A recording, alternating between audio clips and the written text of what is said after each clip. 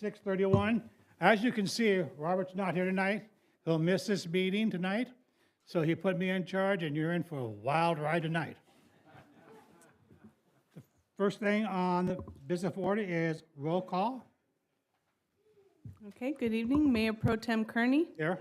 Councilmember Cuevas, Here. Councilmember Suarez, Present. Councilmember Talavera, Present. Mayor Poland Miles. All members are present except for Mayor Poland Miles. Okay, moving right along, we'll do the ceremonials. Our flag salute will be from our brand-new city councilman, Councilman Talavera, will do the flag salute, and Eddie Vargas from Restoration Life will do our invocation. Please stand, remove your hats, and on you. And let's say the pledge. I pledge allegiance to the flag of the United States of America, and to the republic for which it stands, one nation, under God, indivisible, with liberty and justice for all. Please remain standing. Eddie, it's your show. It's an honor to be here with all of you, especially entering into this new year. I'm reminded of something that a very strong figure in the New Testament of the Bible said, who goes by the name of Paul the Apostle. He said, one thing I do, forgetting what is behind and straining toward what is ahead, I press on toward the goal to win the prize for which Christ Jesus called me heavenward. And so he talks about how there's nothing really that we can do about the past. The past is in the past, and that's where we need to leave it. But we need to focus on our present and on our future. And so if you could just close your eyes for just a moment, I'd like to pray for our city and our officials and all those that serve our city. Heavenly Father, we thank you for the city of Lawndale, for all of our wonderful neighbors, for all those that serve this city with justice and truth. Lord, I pray for all of our council member and all of our leaders, all of our fire department and sheriff department, and everyone that works so hard at keeping Lawndale strong. Lord, I pray that you would bless us with wisdom, with courage to do the right thing always, with discernment between right and wrong, and to be a loving city to everyone that enters in and lives here. And Lord, we just thank you for that. We thank you for a brand new year with brand new starts. Help us to do better this year than we did last year. And we thank you for that tonight. In Jesus' name, amen. God bless all of you. Thank you, Pastor Vargas. Moving right along with our agenda. We are now at public safety. And first up to the dais, the podium will be Captain/Lieutenant Osborne.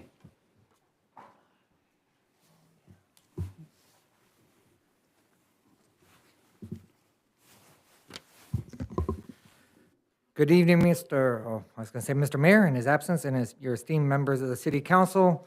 I'm here tonight to present the Public Safety Report for December 17, 2024 through January 6, 2025.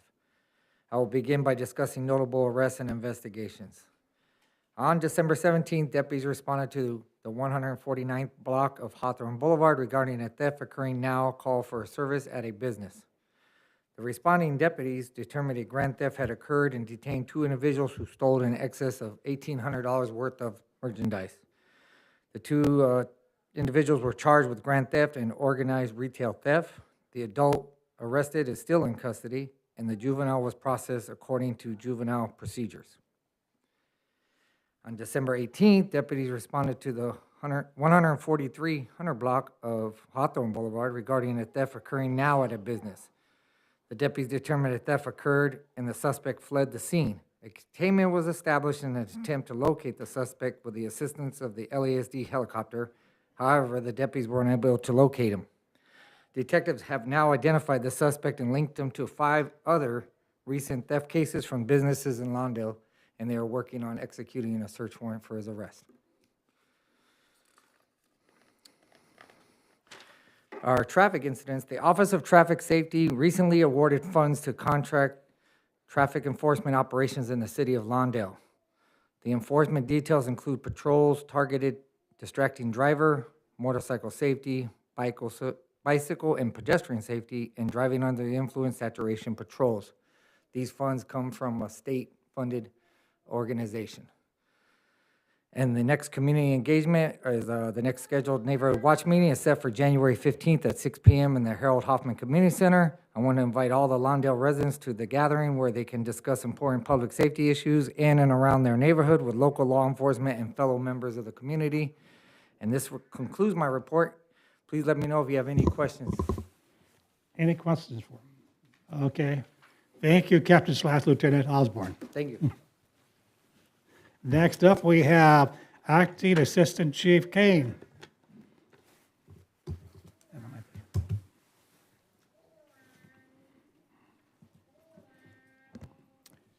Good evening, Mayor Pro Tem, members of the council. Acting Assistant Chief Brian Kane with the Public Safety Report for tonight's meeting.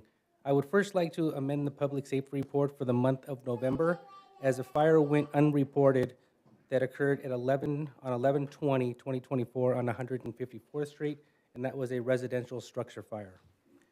I will now read the report for the December statistical report.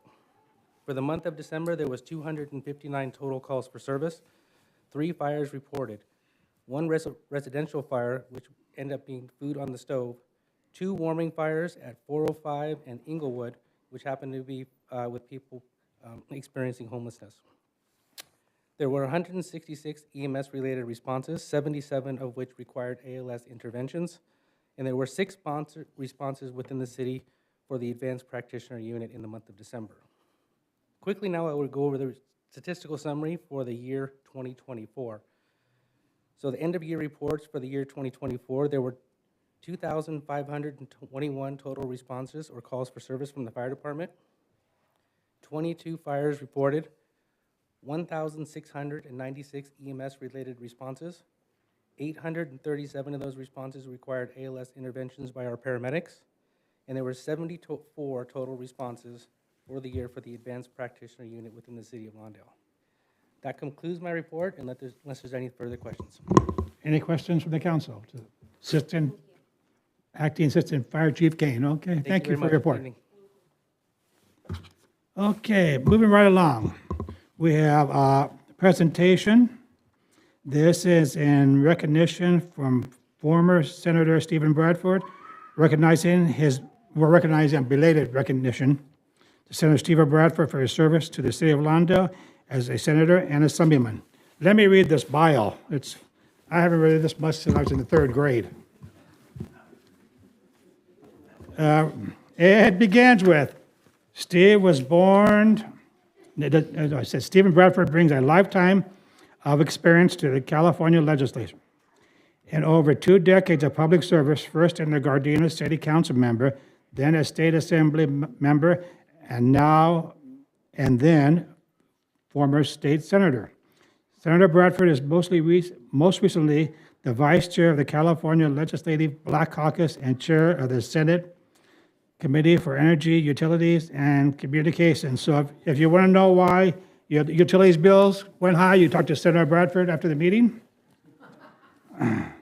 He chair to communication safety. Okay, he served as a committee on public safety, where as a chair in 2021, he authored the Senate Bill 2, which established California's first statewide police decertification process. He also authored landmark legislation allowing for the return of property stolen from the Bruce family, Bruce Beach, to its descendants.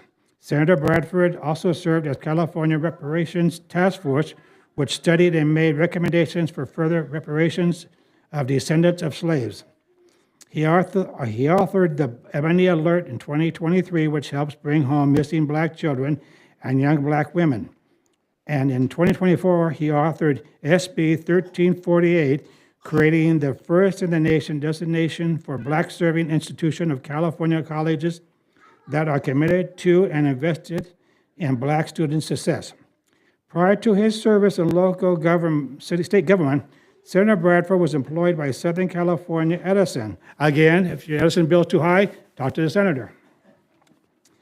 A district director for Congressman Juanita Melander McDonald, a program director for the LA County Conservation Corps, national director of Bigger and Better Businesses for the Pi Beta Sigma fraternity, and as marketing and sales representative for the International Business Machines Corporation. Senator Bradford grew up in Gardena. That's that time, the history right now. Gardena, where he resides to this date. He founded the Gardena Jazz Festival, which celebrates its 21st anniversary in 2024. He is a graduate of Cal State University Dominguez Hills. On behalf of the city of Lawndale, on behalf of the Lawndale City Council, we present you with this plaque in recognition of gratitude for your distinguished service in the California State Legislature, and both as a senator and assembly member, and for serving the city of Lawndale for all these years with excellence. We wish you the best in your new endeavors. And then we have this beautiful plaque. Robert already tells you how great this is. Well, you know, we're remodeling back here, and there was a desk that we were going to throw away, so I cut this out for you, Steve. It was really nice. I even lacquered it and made it pretty. It reads, presented to Senator Stephen Bradford, California State Senate, District 35, 2016 to 2024, State Assembly Member, California State Assembly, District 51, 2009 to 2016, in recognition and your gratitude of your long-serving and distinguished service in the California Legislature, serving the city of Lawndale from 2009 to 2024 with excellence. Best wishes from the Lawndale City Council, presented this day, January 26, 2025 at 6:43. The 6:43 I threw in there, it's not on there. So we're going to take a picture with Senator Bradford down here.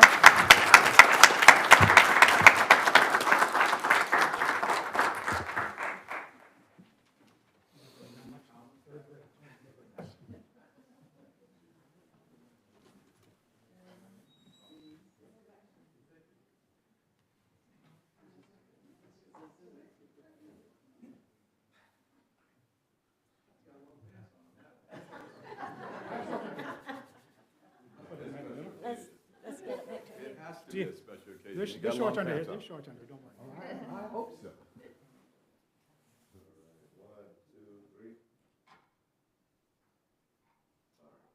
You want to say a few words? A few. You got 3 minutes. All right, all right. I'm not going to be as long as you. But... No, thank you, appreciate it.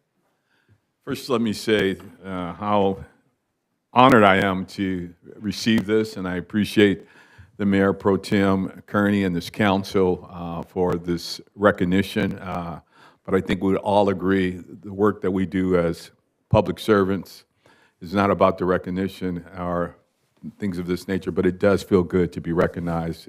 We do it because it's needed to be done. It's been an honor to represent the city for 14 years, as the Mayor Pro Tem stated, first as your assembly person and then as your senator. But really, I've represented Lawndale for 26 years, because I served 12 years as your public affairs region manager for Southern California Edison. And no, I'm not responsible for the reason why. But much of the policies that we have done in the legislature directly affects that. And I've tried to be a watch person to make sure that we did responsible policies and to make sure that we protect ratepayers, because many of the reasons why folks leave California is because of the high costs of electricity. So I have tried to be that watch person to make sure that we did sensible policy and working with local elected officials like yourself to understand where those pinch points are, to make sure that we did not price folks out. That's one of the pieces of legislation that you did not mention and that I passed last year was the Family Electric Rate Assistance Program that helps families reduce their electric bills, and it's the second one that I've done since being in the legislature. But anyway, I am honored for this. I thank you for this. I thank you for this recognition, and I'm only sorry that the mayor couldn't be here tonight, so I can also thank him for his friendship and the relationship, but again, for the work that each and every one of you will do. I couldn't have done it without you, so thank you for that, the friendship, the camaraderie, and the professionalism that has existed and that you've shared with me over the last couple of years. And as the former councilperson says, Ms. Hoffman-Gorman, today we would have been in Sacramento welcoming all of you guys when we usually do a League of Cities, but she showed me the picture of the folks who were there today, and I didn't see a senator in that picture. Was it a senator in that picture? With any of those? See? I'm not there, so nobody's doing it anymore. There you go. But anyway, thank you very much and have a good night. Thank you. Thank you.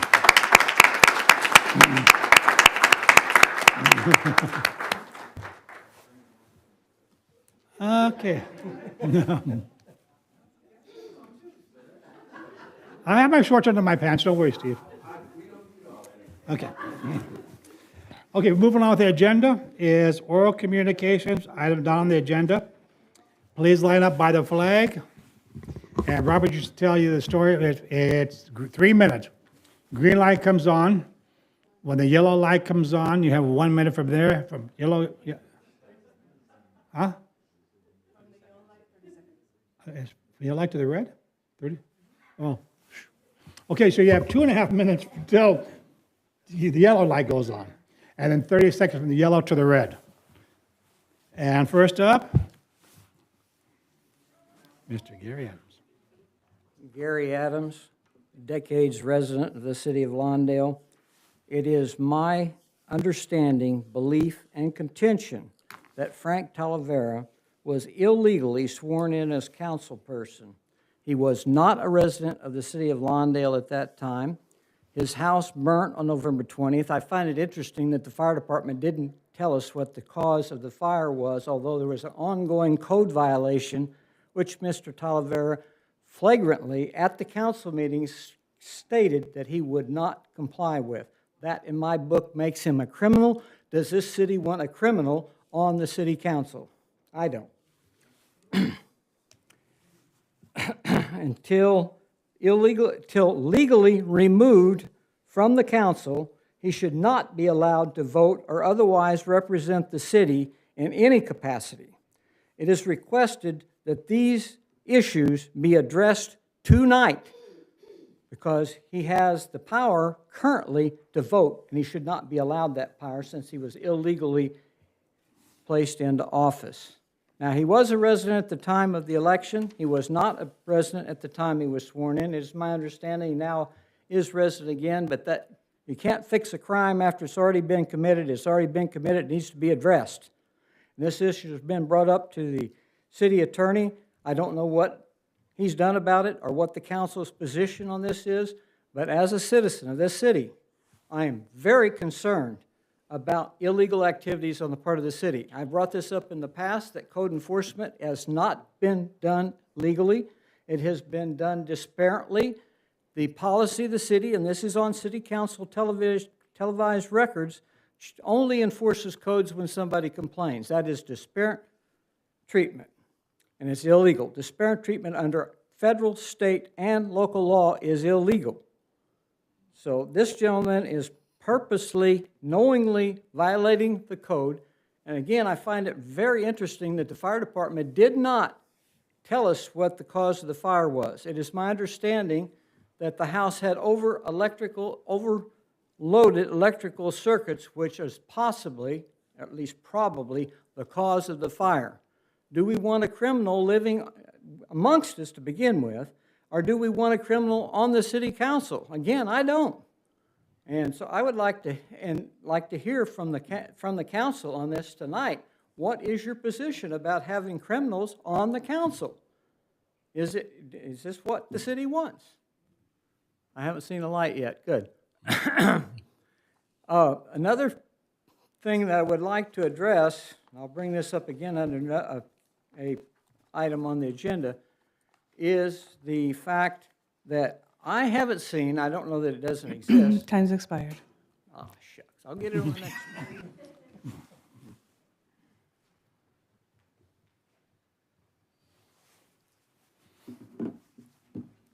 Hi there, my name's Andrew Blackney. I'm a resident of Lawndale. A car is a deadly weapon, plain and simple. Each day, nearly 500,000 people wield these deadly weapons through the streets of Lawndale. Now, most of them are respectful of the power they hold in their hands. Some of them have their heads buried in their phones, not paying attention to the world around them. And yet some have even more malicious intent. It took less than 6 hours into the new year for the first pedestrian to be killed by one of these deadly weapons. And yet this council expects cyclists to navigate the roads alongside these deadly weapons with no dedicated space for them, no signage, and no safeguards whatsoever. I'd like to take a minute of silence right now for the many victims in this new year already of these deadly vehicles.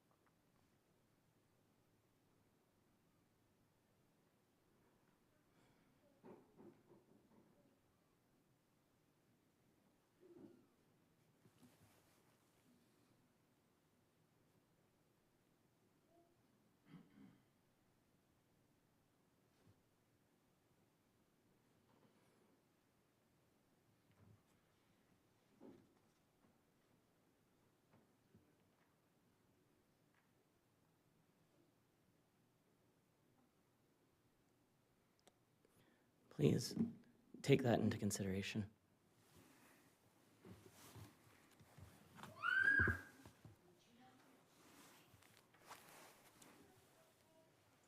Hi guys, Chelsea Schreiber, Lawndale resident.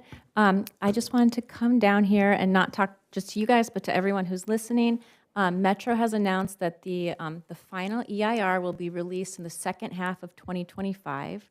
What that means, we don't necessarily know, but that means we have to get ready to get Lawndale residents to that meeting whenever it happens. So my request today is if we could perhaps do another, get 2 more buses. Last time we had 282 people come to the meeting, which was substantial. And I think it'd be great if we could do that one more time.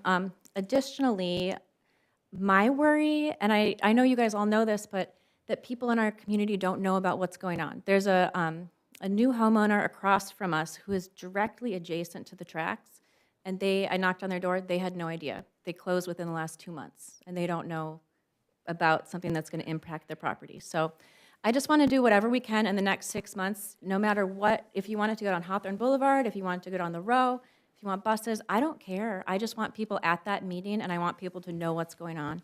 So whatever we can do to get the word out about it happening.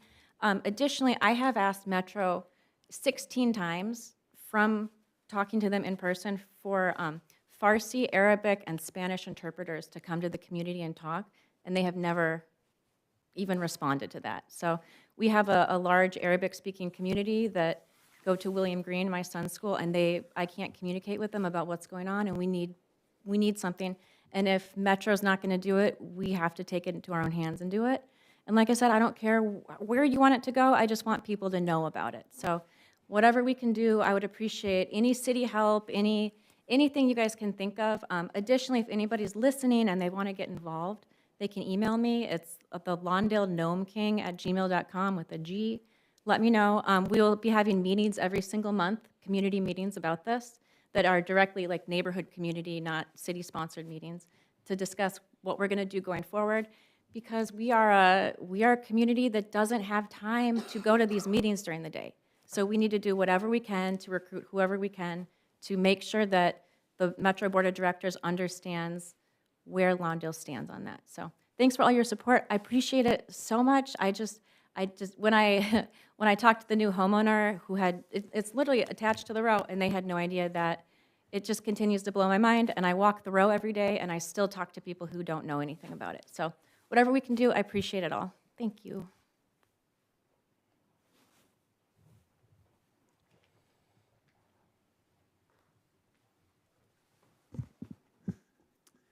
Dina, Lawndale residents, welcome back, Happy New Year. Really quick on the Metro, I just received a letter from the Metro today in my mail, some sort of flyer and letter concerning the Metro. I don't know if everybody else has gotten it yet, but there is stuff coming in the mail regarding Metro, from Metro. Anyway, I'm here tonight to ask again. I brought this up last year, and I don't think I really covered, and I got a positive answer, straight answer. Wall of distinction. I believe I'd like to get the Lawndale Women's Club as a group on the wall of distinction. So I'd like to see if you guys take into consideration, instead of one person and what have you, I would definitely, because I have all the paperwork here, I definitely want to get the Lawndale Women's Club up on that wall. It's very important, the history, the women, my mom included, that's another reason why, but it just, there's so many, they've done so much over all the years, which they are no longer, there is no longer a Lawndale Women's Club or anything like that. And I don't plan there will be because that's gone. Those ladies were the history. We don't have that today. Those women are all now gone. But what they brought and what they did for Lawndale and everything, and since I knew so many growing up, I have my mom's membership card, which I'll maybe bring in next time, but it goes back to 1973, but she was on there earlier than that, and it lists the women's names, some of their names and everything. Meetings were held at my mom's house. It was great to see how involved these women were back in the day. So I definitely want to get that going, so if we can find out if we can get a group thing for the Wall of Distinction. Thank you.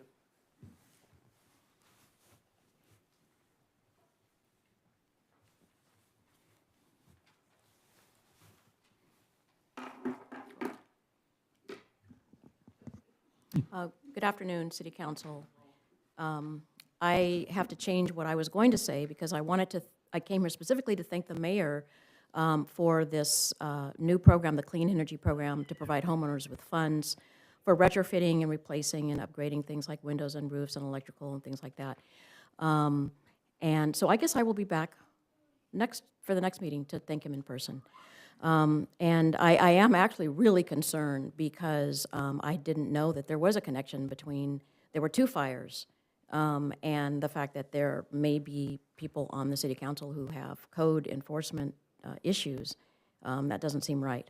But now I'm going to talk about this letter that I got, and not everyone got it in the mail, and I wanted to make sure that I put it on record if those who don't get it, because sometimes that's what Metro does. So I'm going to try to read this as quickly as possible. It's a letter, they still talk about the C line, it's from Metro. It's really now, I guess, the pink line or the K line, they keep changing it. And I also wanted to thank Senator Bradford for his service. I'm an El Camino College employee.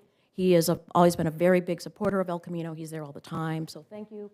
And I will definitely be voting for you. I'm not sure what it is you're running for. Maybe you should say, because I don't remember the name of it. But anyway, okay. So if this C line, K line is approved into Torrance, it would be extend the Metro rail 4.5 miles from Redondo Beach to the Torrance Transit Center. The new line would provide a direct ride from Torrance and the Metro E line, which travels through downtown Los Angeles between Santa Monica and East LA. And then in bold, Metro says, but we still have some work to be done before it can be approved, which is why we are writing to you. The first time I've had a letter from them in many, many years. Metro collected more than 2,000 public comments on the DEIR, the Draft Environmental Impact Report. It published under the California Environmental Quality Act in January 2023. Then, at its May 2024 meeting, the Metro Board directed staff to respond to all public comments on the right-of-way and Hawthorne Boulevard alignments in the final EIR. I look forward to that because I have not received none, nothing. And I'm very upset about that. And I've told Metro over and over, trust me, because I'm very vocal about that. In addition to the board directed the staff to develop refined cost estimates that include the identification of all federal, state, and local funding sources to implement the project. The board also approved the hybrid alternative located along the Metro-owned freight railroad corridor called the ROW as the locally preferred alternative project, LPA. And I found out that the locally preferred alternative is a misnomer. It's a state-of-art term because it is not locally approved. But the bottom line is I am waiting to hear from Metro. And I'm hoping that the city council also makes sure that they keep them. Could you give your name? Annette. Okay, thank you.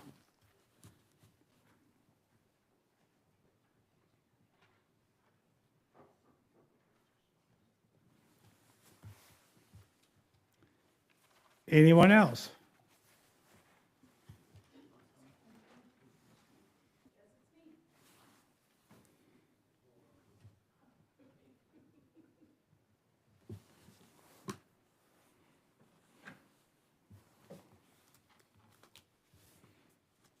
Hi, Happy New Year. Rhonda Hoffman Gorman, City of Lawndale, resident. I'm here tonight on two separate topics, both of them pertaining to transparency and accountability, since that seems to be the topic for the last several months on people that come here to talk. So the first one I want to bring up is this one. On this one of our people that were running for mayor at the time, who sits on our council, claims that she was against her pay raise. As of tonight, I know that those council members have already had a paycheck. So I would like to know, number one, did you go ahead and ask for them not to give you the pay raise? Have you declined it in any way? Because this looks like it needs to be declined. And that's the next question for the rest of the council. And that question is, number one, can she legally decline it? Or number two, does she need to give it in such a way like to a charitable organization or whatever? Because obviously she is opposed still to the pay raise that all of you have experienced. The next subject I want to bring up, I want to remind everybody that what I'm about ready to say has to do with Mr. Talavera speaking on October 21st council meeting. And if you need to look back at it, you can find it on the city council or the city webpage, or you can reach it by YouTube. Look for October 21st, and at that meeting, if you fast forward to 1 hour and 4 minutes, you will find Mr. Talavera stating he's a code case, and he knowing and willingly was a code case. Then his house burns down. I just don't have words for it. I'm grateful that lives were not lost. That was the largest fire that Lawndale has experienced in decades. All right? I'm really sad that our fire department did not say more, because I can tell you in the community that I'm speaking with, it's a really big deal. And they need to know if it's part of the code case or not. And just hearing that it's undetermined in the community's eyes, that is the same as it being part of the code case. So we're looking for the answer of if it's part of the code case. And also remember, there are government codes that state that we have to be safe with our children, and I believe there were children involved. That being said, I have my question, and here it is. If a council member has a code case... Time. Thank you. I'll be back. We'll be here. Anyone else? Seeing nobody running up to the podium, we'll close it and bring it back up to council for comments from the council. And we'll start with Councilmember Talavera. Oh, well, okay. 1 second. Latecomer.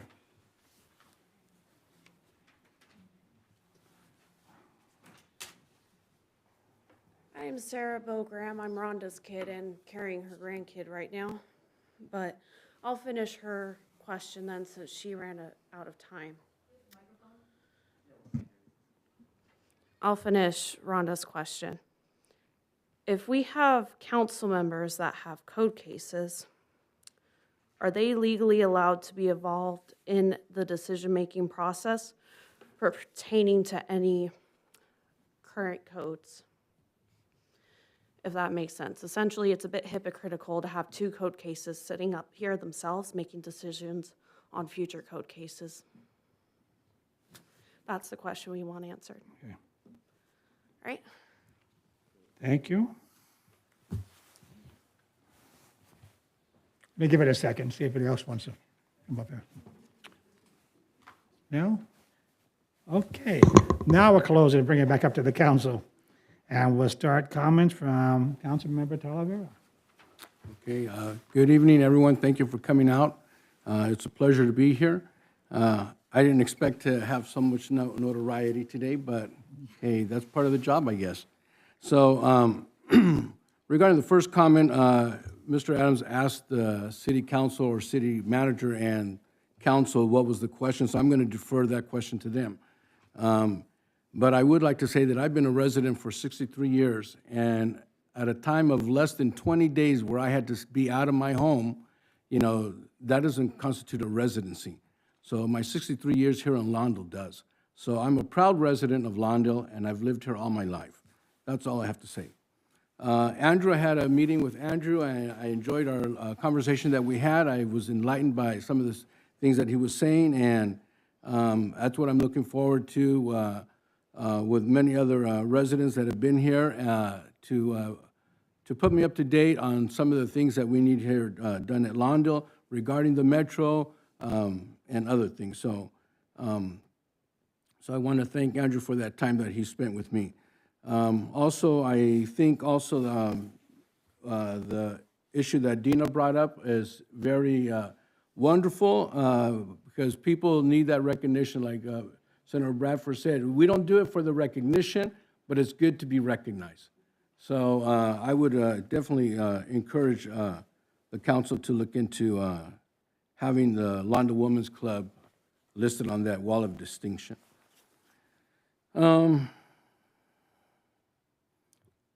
To the other issues, you know, I really didn't want to start this year off with a negative or a conflict, and I thought the word that the pastor gave us was forthright. Let's forget about the past and let's move forward to the future. But some of us have a difficult time to move forward, okay? On the day of the swearing in, the message was for such a time as this. Okay, I put my hat in. I threw my hat into the ring, you know, and I didn't do a lot of campaigning, and I just left it up to the will of God. If it's going to happen, it's going to happen. I didn't do phone calling. You didn't see my placards posted all over the place. You didn't get a flyer from me. Okay, I sent out one letter, I think, to residents that were within 50 square miles of my residence. And I had those labels because I had to do a radius map for the plans that I have in the city. Is it a code case? Yes, I was trying to legalize 2 rooms that my grandfather had put up in 1960, okay? So those are the plans that I have in the city right now. And that was the situation. And I don't think those 2 rooms being built from 1960 till now had anything to do with the fire, okay? I did receive calls to tell me that watch out because you better get your own fire investigator because it could have been someone from the council, okay? So the way you want to throw it, I can throw it back, but I'm above that. So I'm going to look forward to the future, okay? I'm not going to play these little pity games, so you know, but I can respond to anything that you have, and my concern about the money that we're receiving for the council member that was against it, you know, it was voted for. We have the decision to do with what we want with it, okay? If I want to donate it, I'll donate it. If I want to keep it, I'll keep it. If I want to give it away, I'll give it away. But I don't think any of us should be here, and we're not doing it for the money anyways. Because the time we spend here, and after looking at today's agenda with all the committees that we have to be appointed to, you're going to be owing me more than $1,000, okay, if you had to pay me. But I'm not doing it for the pay. So those of you, I just wish we could have started this meeting off on a very positive note, but we're going to march forward and we're going to go on and do what we have to do. Thank you.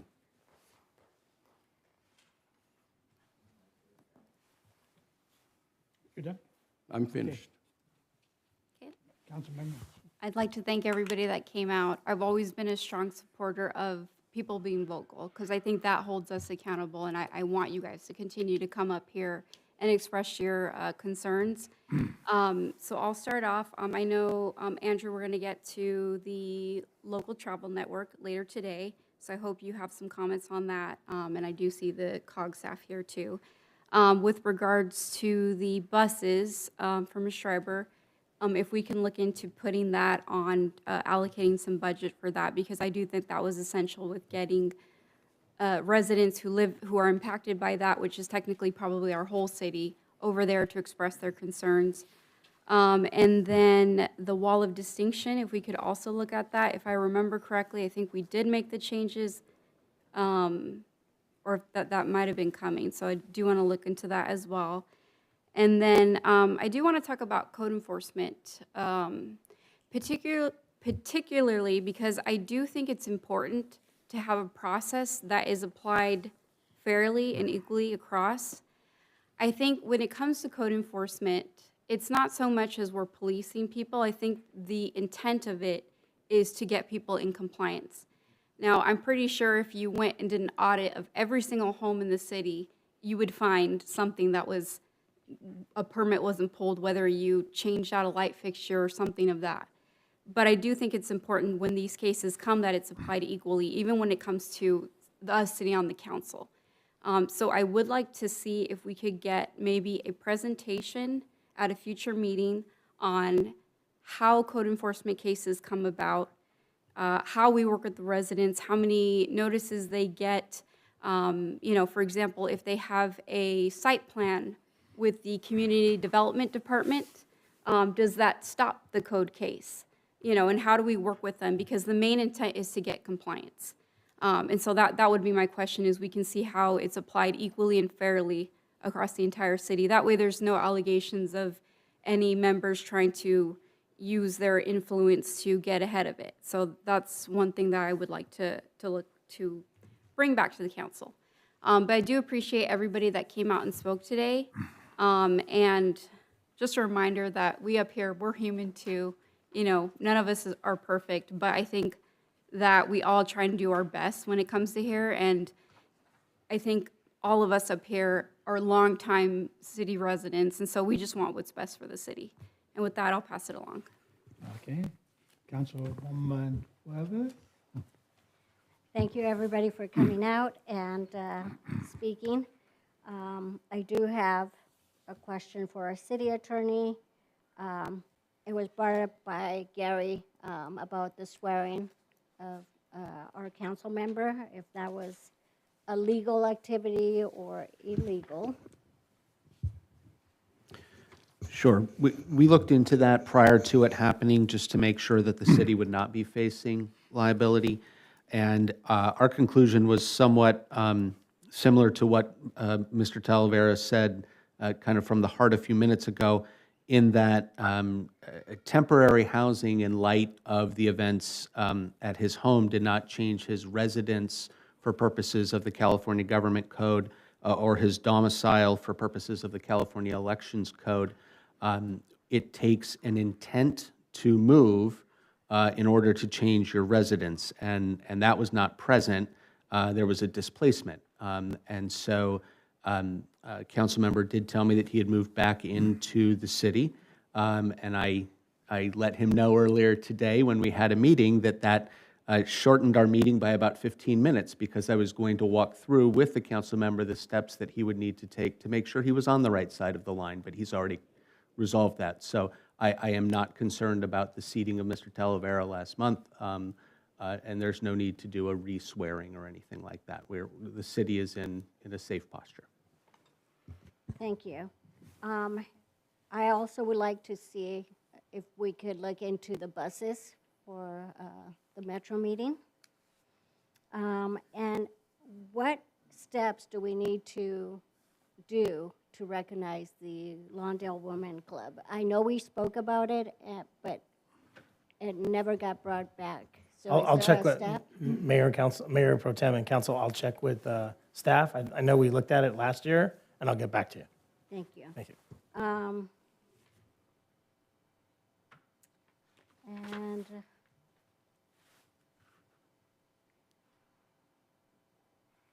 so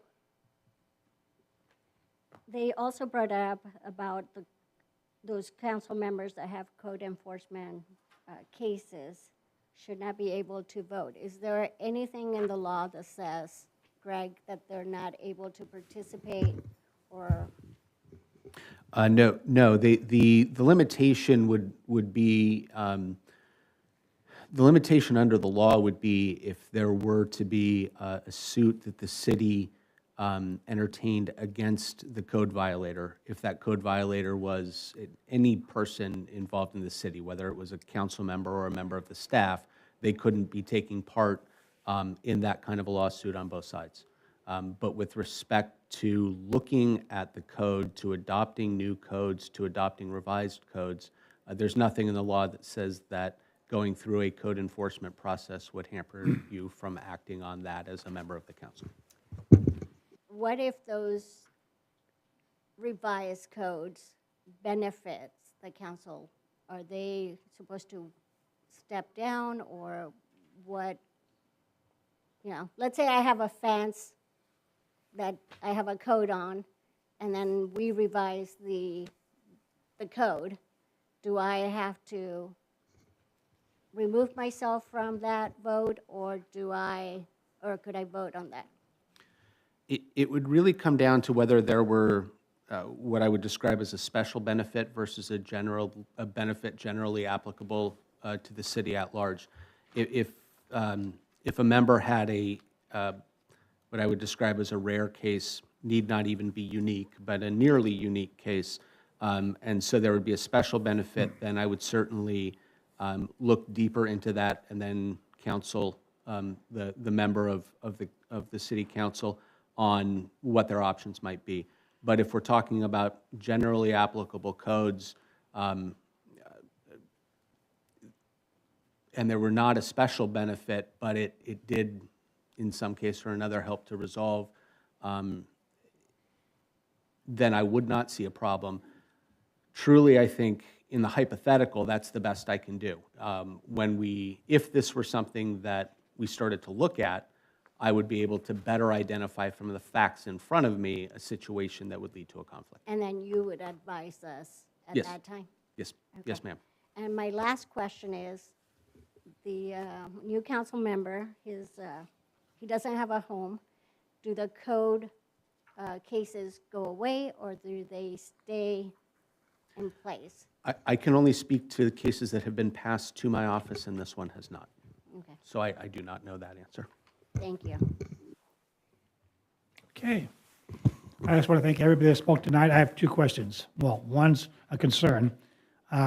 Chelsea said about the new house across the street. I think she's gone already. A lot of this, I blame it on the realtors that sell on these houses. They're not making people informed. So I know Councilwoman Cuevas is going to the realtors ball, whatever it is. Can you bring that up about informing the residents to buy on the road that the trains might come through there? Okay, that was my first one. And the second one is for the city attorney about the pay raise. Can any council member at any time decline the pay raise? Yes, sir. Or yes, Mayor Pro Tem, a council member can decline a pay raise. A council member can decline any pay or benefits at any time, whether upon taking office or at some other point. If they have a personal reason for doing so, they are allowed. Okay. Okay, I think that's Wall of Distinction we talked about, Metro we talked about, Andrew we talked about, Gary we talked about. Okay, I'm good too, so we'll close that and. Sorry, I just noticed my notes. Oh. Is there anything that we could do on our webpage to continue to advertise the Metro and the Mayor, Council, we can look into that and put something up there and update it and let people know that notice. If someone could email me the new notice that came from Metro, that'd be great. We can put something up there and let them know that the final EIR is coming out. And then just real quick, on just a response to one of the residents. Typically, I've not seen this, but in final EIRs, they respond in the final EIR. They don't directly respond to folks that submitted on the draft, but we can check with Metro and find out. So that's it. Thank you. Are you sure? Yeah, I'm sure. Okay. Okay, then we'll close the comments from the council and move on with our agenda. We are now at G, consent calendar, items G4 through G6.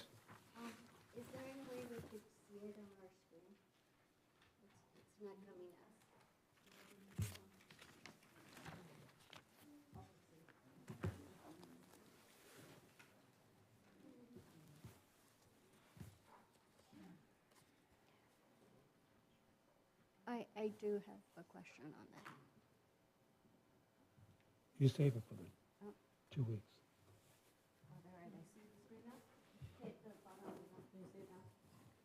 Yes, okay. Huh?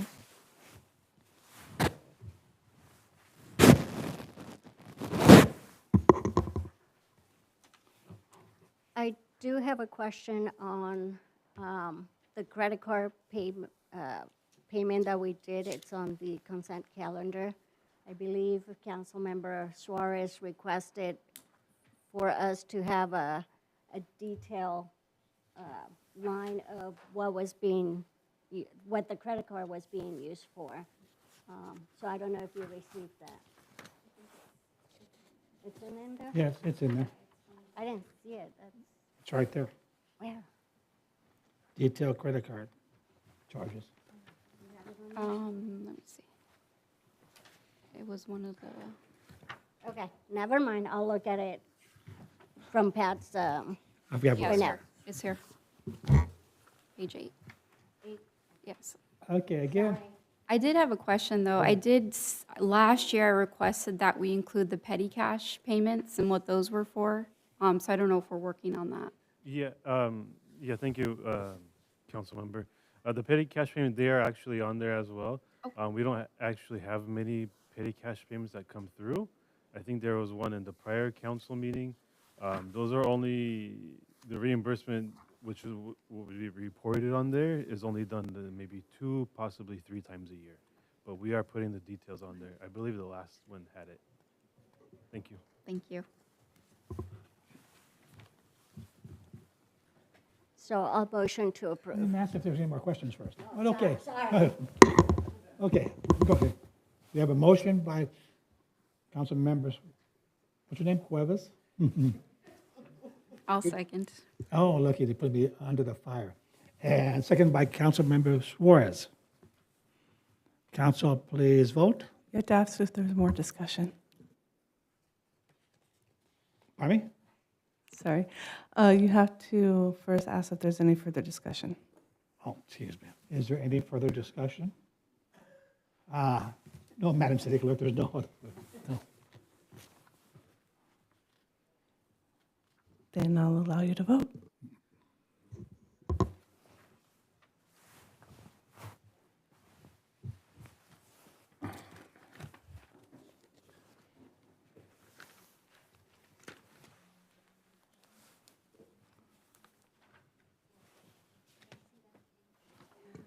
Okay, motion passes unanimously with Mayor Poland Miles absent.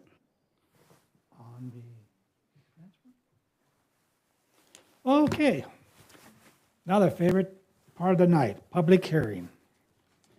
We're doing H7 public hearing, the selection of development block grant program this year. I believe who's handling this? Let me look up my magic page, and it is Peter. Good evening, Mayor Pro Tem. Good evening, council member. This item is a public hearing. It was published at the Daily Breeze 2 weeks prior to this public hearing. It is for a project selection for the 2025-2026 Community Development Block Grant Program year.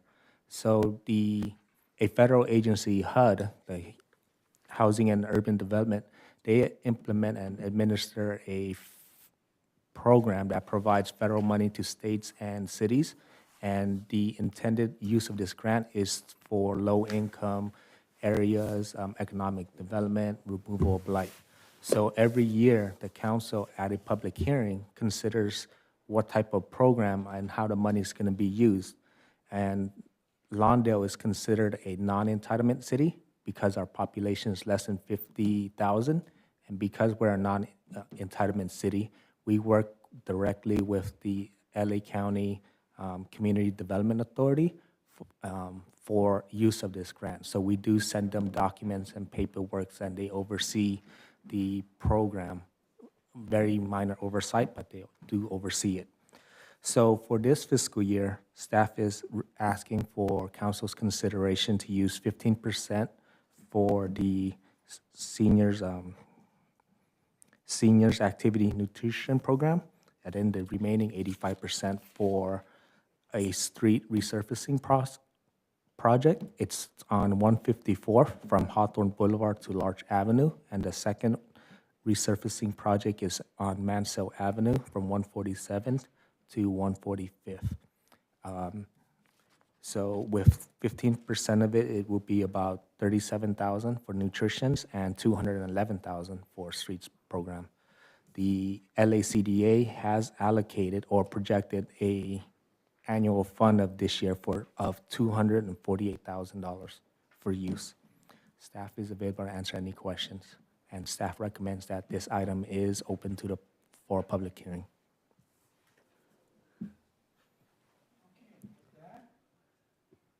I'll bring it back up here and open the public.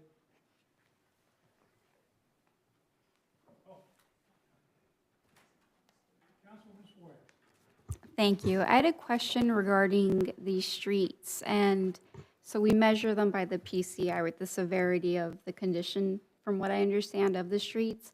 How do we select which roads? Do we have a citywide, I believe we were there, at one point we were working on the condition of all the streets and documenting which ones needed to be fixed. Has that been completed, and how are we choosing which streets get repaved? Mayor Pro Tem and Council, I can answer that since Peter's new to the organization. Public Works is not here today, unfortunately. We have a pavement management system, as the council is aware, and it's based on the deterioration of each street, as you guys are all well aware in the community, and it's selected based on the need and the next street up on the system. I don't have it. Unfortunately, Lucho's on vacation today, but it's a great question. We can get back to you on it, but it's based on the need and the next set up streets based on the wear and tear. And we did evaluate, I think it was a year and a half ago with our pavement management system. We did evaluate all the city's roads, and those roads are selected from that list based on the need and repair. And I guess my next question would be, how do we, I know a lot of residents, for example, they'll comment on the condition of their street. How do they know, I guess, the queue or when their street would be in line to be repaved? Each year we put out, in our capital improvement projects, we put out a list of improvements of the city, 5-year projection. So that would be one way through the budgeting process. I don't know, I'd have to check with staff. I did do specific noticing of their upcoming streets, but we definitely could look into that if the council. But we definitely have that pavement management system we utilize. That's it. Thank you. Thank you. Isn't the upcoming projects in our new Lawndale everybody got? I thought the Public Works was in that. There's a list of, it's not, I think what Councilmember Bernadette Suarez was asking was overall, all the streets when they're up and the next on the queue as we go through yearly and annually on the streets updates, how do we notice them? We definitely notice them when they're coming forward. We let them know. We notice the residents, the contractor lets them know, but how would they know ahead of time when their streets are up next? Any more questions up here? Okay, then I will open the public hearing at 7:30. On behalf of gavel. There we go. Anyone would speak on the item H7? Please come to, Gary's up there. Gary Adams again.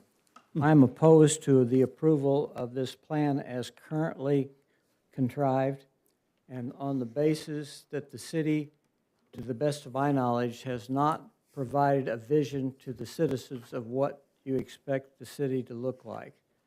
And that this plan should be incorporated in the vision for the city. What does the council, representing the citizens of the city, want this city to look like in 25 years? Now, as most of you are probably aware, there's a planning council meeting scheduled for next Wednesday night in which the ADU, that's accessory dwelling units, and the junior accessory dwelling units, new ordinance are proposed. It is my contention that that is illegal as well, as they have stated that they do not need to comply with environmental requirements, and I believe that to be totally false. These new laws created by the state, which we have to comply with, will put hundreds, if not thousands, of more cars on our street. That undoubtedly creates a humongous air pollution issue which has not been addressed by anybody that I'm aware of. And that should be incorporated in our planning. Now, as I brought up on previous council meetings and planning council meetings, we need a solution to the parking problem, the residential parking problem on the streets. This all ties together, because when we start building all these new ADUs, which has already started, 2 brand new ones are down the street from me, 3 doors. At any rate, there's going to be more cars looking for a place to park on the street, as well as driving around all over the city. And everybody knows that the vast majority of cars run on gasoline, which produces carbon dioxide and other nitrous oxide pollutants. So this is absolutely an environmental issue and should be addressed as such.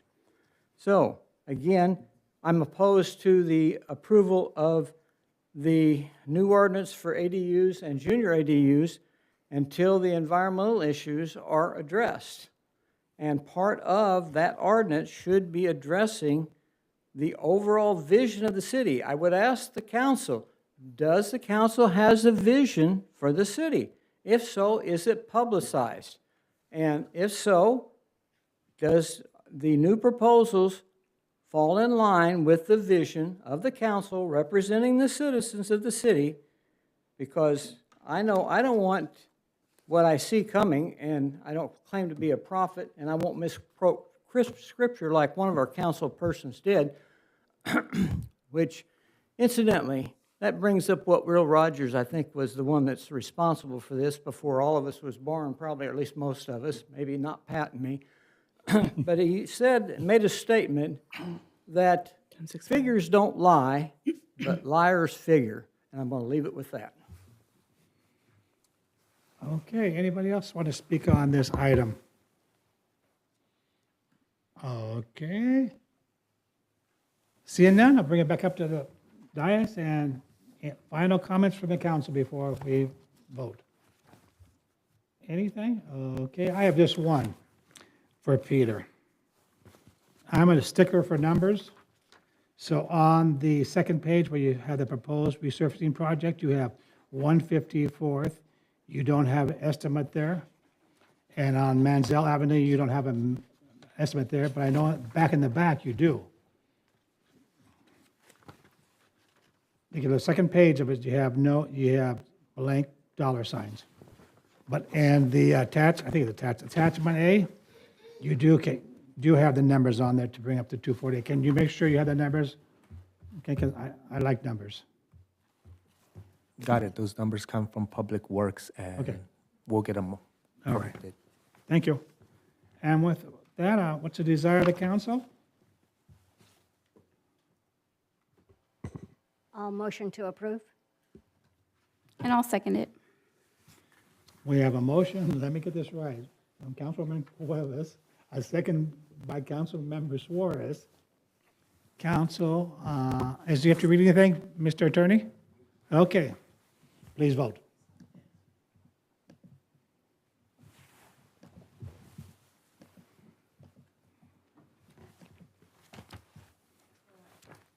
For item number 7, the motion passes unanimously with Mayor Poland Miles absent.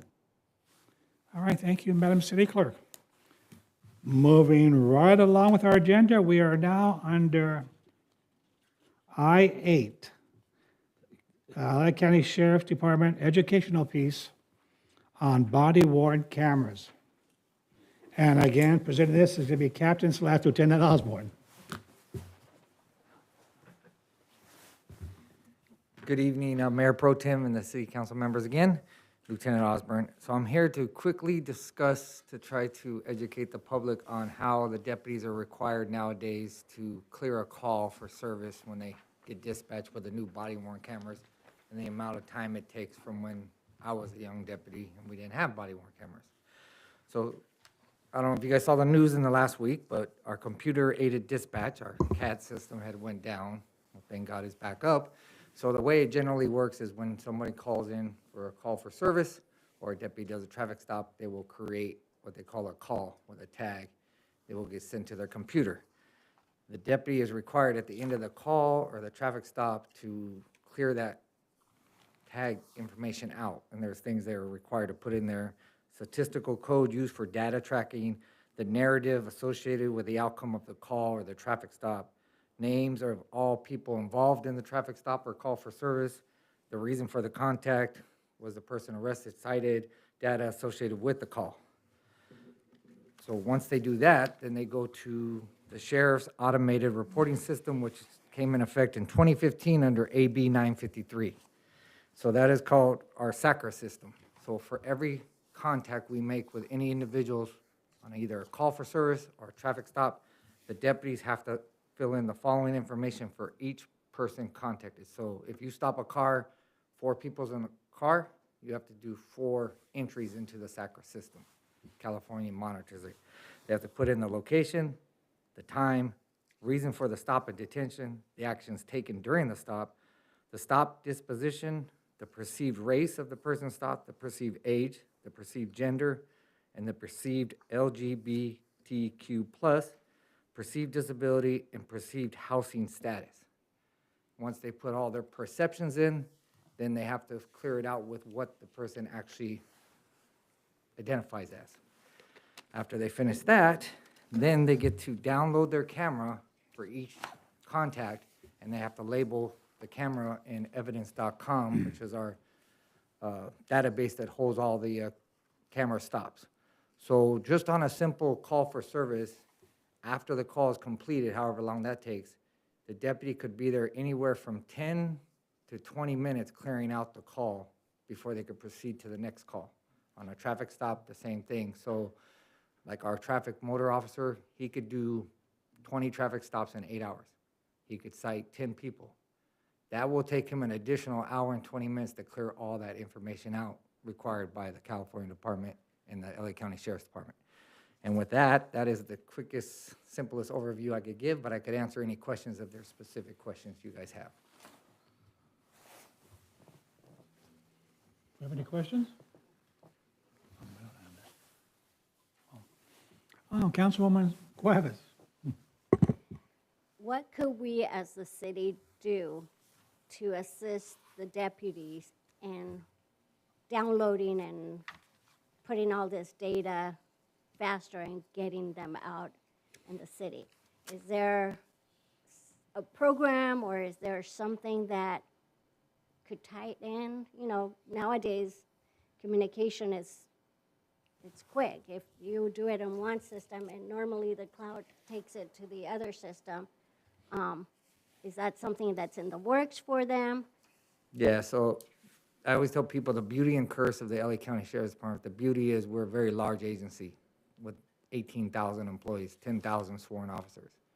So the beauty is we have to ask hardly ever for assistance from other agencies because we're big enough to handle anything that happens. The curse to that is when we try to update systems and equipment, the cost is tremendous. So like to replace the computer automated data system that we've been using since 1995, that's how old it is, it's $100 million. So the Board of Supervisors is struggling to come up with those funds for us. So we are working on trying to get where they autofill from one, but the problem is each of those components are like separate requirements through either the state or DOJ or our department, so they kind of don't intermingle.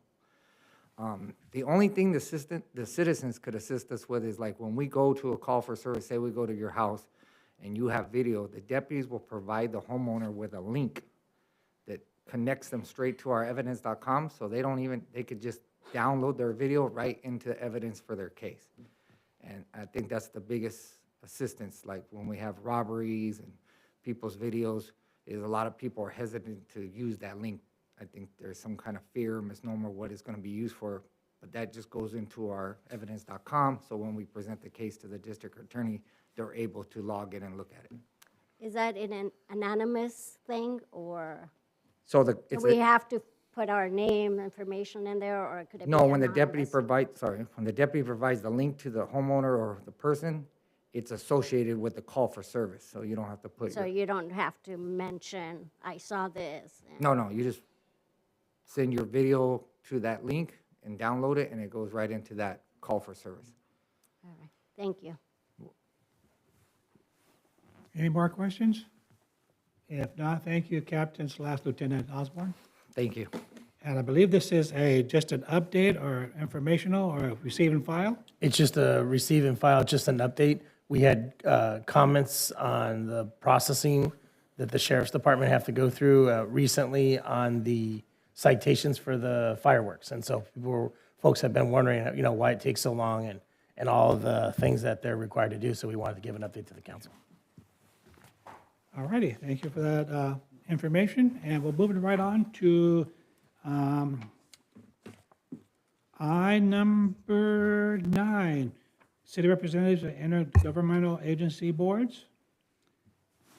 Let's see who's dealing with this one. Ramshawn Moore. Are you doing this? Yes, Yvette Hall, Assistant City Clerk. Excuse me, Yvette Palomo, so sorry. Good evening, Mayor Pro Tem and council members. Yvette Palomo, Assistant City Clerk.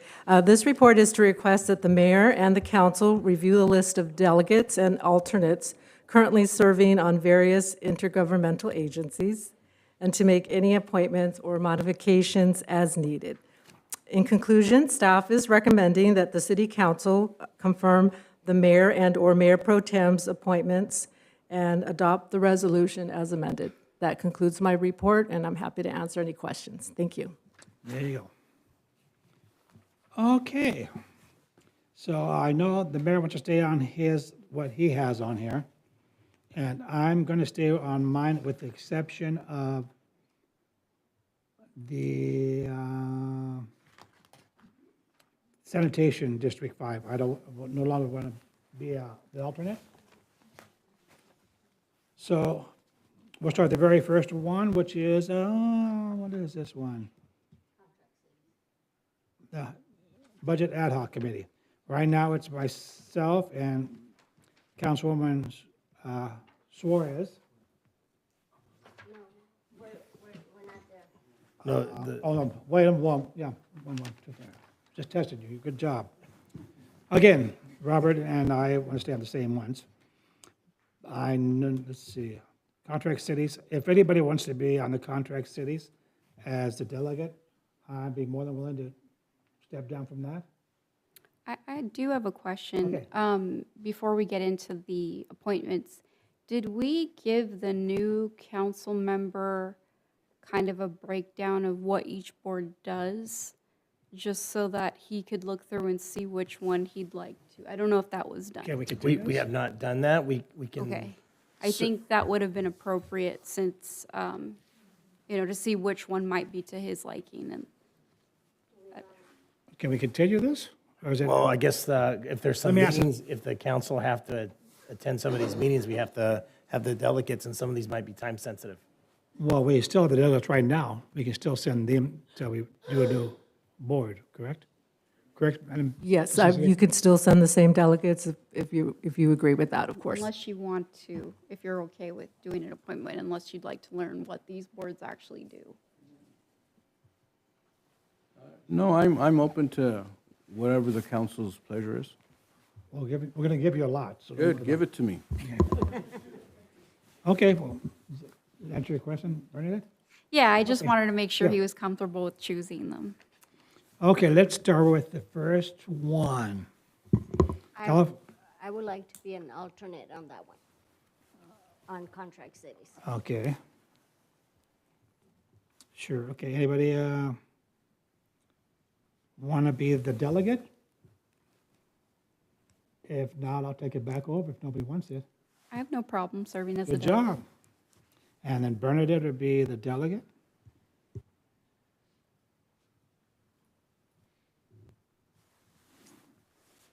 So we have to do this individually, or can we do it all in one lump sum? Yes, individually, please. That would be helpful, so we'll know Okay. exactly who might be replacing Do someone. we need a vote on this? I'm sorry, I think it was maybe unclear. So ultimately, what you're doing is kind of arranging them, and staff will be filling in Resolution 2501-001, and then you'll have a single vote approving the resolution as filled in. So, Okay, that was good. And now the joint powers insurance, the mayor sets all that, it's automatic for the mayor. And I believe Rhonda Hoffman Gorman and Bernadette Suarez and Sean Moore were the alternates. Do you still, well, former Councilman Gorman will not be on there anymore. So, I'll take it. good job. And Bernadette, you still want to be on it? I'll take myself off. Okay. And let's see, Sean Moore, city manager, you're on there. So you want to take yourself off? Whatever the pleasure of the council is. Yes, Pat, I do. Okay. And we'll put Talavera on there as alternate. But then you need a staff member in there. And a staff on it, okay. Yeah, you need the. Oh, Pat, I'll stay on it. Okay, Sean, you're still on it, okay? Okay. Well, you get some money for that one, too. Dang. Okay, the Centinela Youth Services Board of Directors. I know the delegate is Councilwoman Suarez, and there's no alternate needed there, so you don't need one, right? It's just No. you? Okay. So you want to stay on that, correct? I knew that. Okay, now we're moving on over to County Sanitation District 5 of LA County Board of Directors. Robert, the mayor's always on that one because the mayor is part of that. And I'm the alternate. Does anyone want to be the alternate on there? Look at that compensation of $125. Woo-hoo. No, oh, so thank you for letting me stay on it. I love it. I never go, but yeah. Robert's ours. Okay, then the League of California Cities, Los Angeles County Division. The delegate is Councilwoman Cuevas. The alternate is Mayor Robert Poland Miles. Are we going to leave that the same? I would like to continue. Oh, I know Robert does too, so, okay, we're moving right along here. Okay, then we have the Los Angeles County City Selection Committee. I like to stay on it, and Robert has to be on it, Mayor, if no one minds. Okay, we're moving right. And now we're moving down to South Bay Council City of Governments Board of Directors. I know the delegate is Councilwoman Suarez. I think she wants to stay on it. I'm set up to be chair this year, so I'd like to continue. Pardon me? I'm set to be chair for the board this year, so I'd like to stay on there. So you don't want to decline it, huh? Okay. And the alternate is Councilwoman Cuevas and Robert Polo Miles, Mayor Robert Polo Miles. You want to stay on there, Council? No, if I could, I don't have time right now with the schedule. Okay, so we take off. Do you want to take it? Yeah, I'll take it. Okay, we're going to, Shirley Cuevas is off and Talavera is on as an alternate.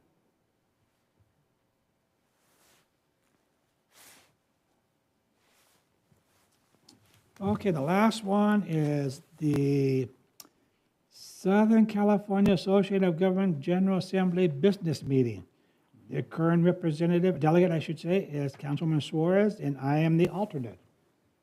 I don't mind giving, if you want the opportunity. I've done it for a couple of years since I don't think you have any other delegate spots. So if you want to do Yeah, that. I'll take that. So he's going to be the delegate, correct? Yes, Pat, he is, okay. Yes. Abby Talavera as a delegate. And who wants to be the alternate? Please say someone. I'll do the alternate. Way to go. Talavera and Suarez.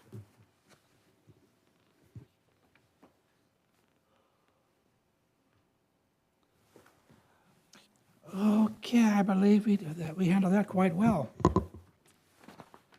And the staff recommends, can I go forward with it? Yes, we just need a vote on for the resolution. Thank you. Yes. Well, that's what I was going to say. Staff recommends that Mayor Palomares appointing delegates and alternates in the intergovernmental agencies listed in the resolution number CC 2501-001. And the city council confirm the mayor's appointments by directing staff to amend section 1 of the resolution by filling the names of the mayor's appointees, and that the city council adopt the resolution as amended. After this, I will not read for another month. All motion to approve? We have a motion by Cuevas I'll second. and a motion by Suarez to staff recommendation. The city attorney, you have to read anything there? Okay, council, please vote.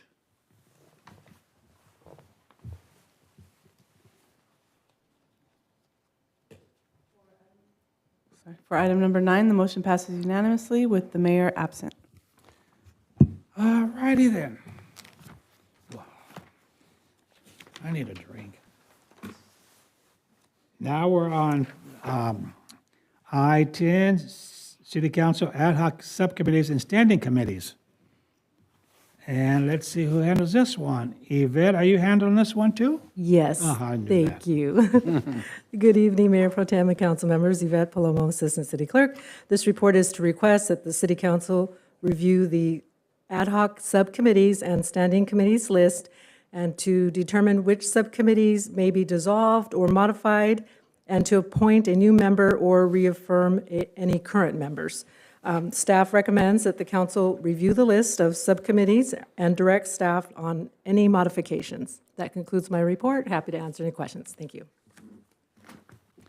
Okay, let's start with the first one. And that is a Budget Ad Hoc Subcommittee. I still like to stay on that. I believe, Bernadette, you're on it right now?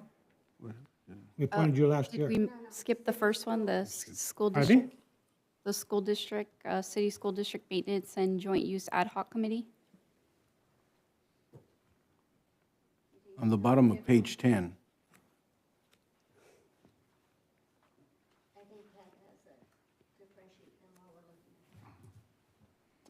I had the very first one on the staff review is at the meeting held 24th January, we'd have to appoint a list. The city council made the following appointments.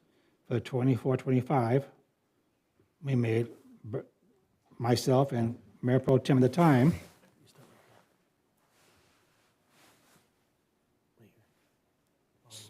So the very first one is still okay? No, you want to start. Is it on there twice? Okay, here we go. The city school district park maintenance joint use ad hoc committees. It is now Councilwoman Suarez and Councilwoman Cuevas. You two still would like to be on it? I would like to continue if there's no objection. I have no objection. I can't even spell objection. I'm fine with continuing. Okay, there we go. That one's done.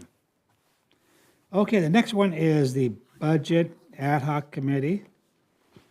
I believe I'm on that one. I'll stay on it. And I believe this is where we appointed Councilwoman Yes. Forrest. I just wanted to try it for a year, but I would like to give my colleagues the opportunity to sit on there if they'd like so. But you haven't did it yet, have you? I did. Did you? The last year, yeah. Okay.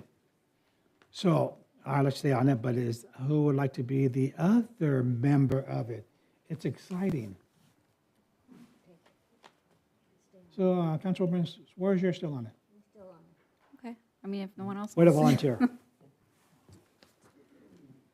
Okay, the Billboard Ad Hoc Subcommittee, I'm on that one, and I still have to stay on it, but at the time now, we have to appoint someone else, because former council member Gorman is no longer on it.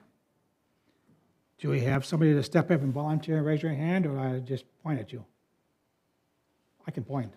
Do you want to try it? Yeah, point at me. Okay, so make it known that Councilmember Talavera is going to be the other one.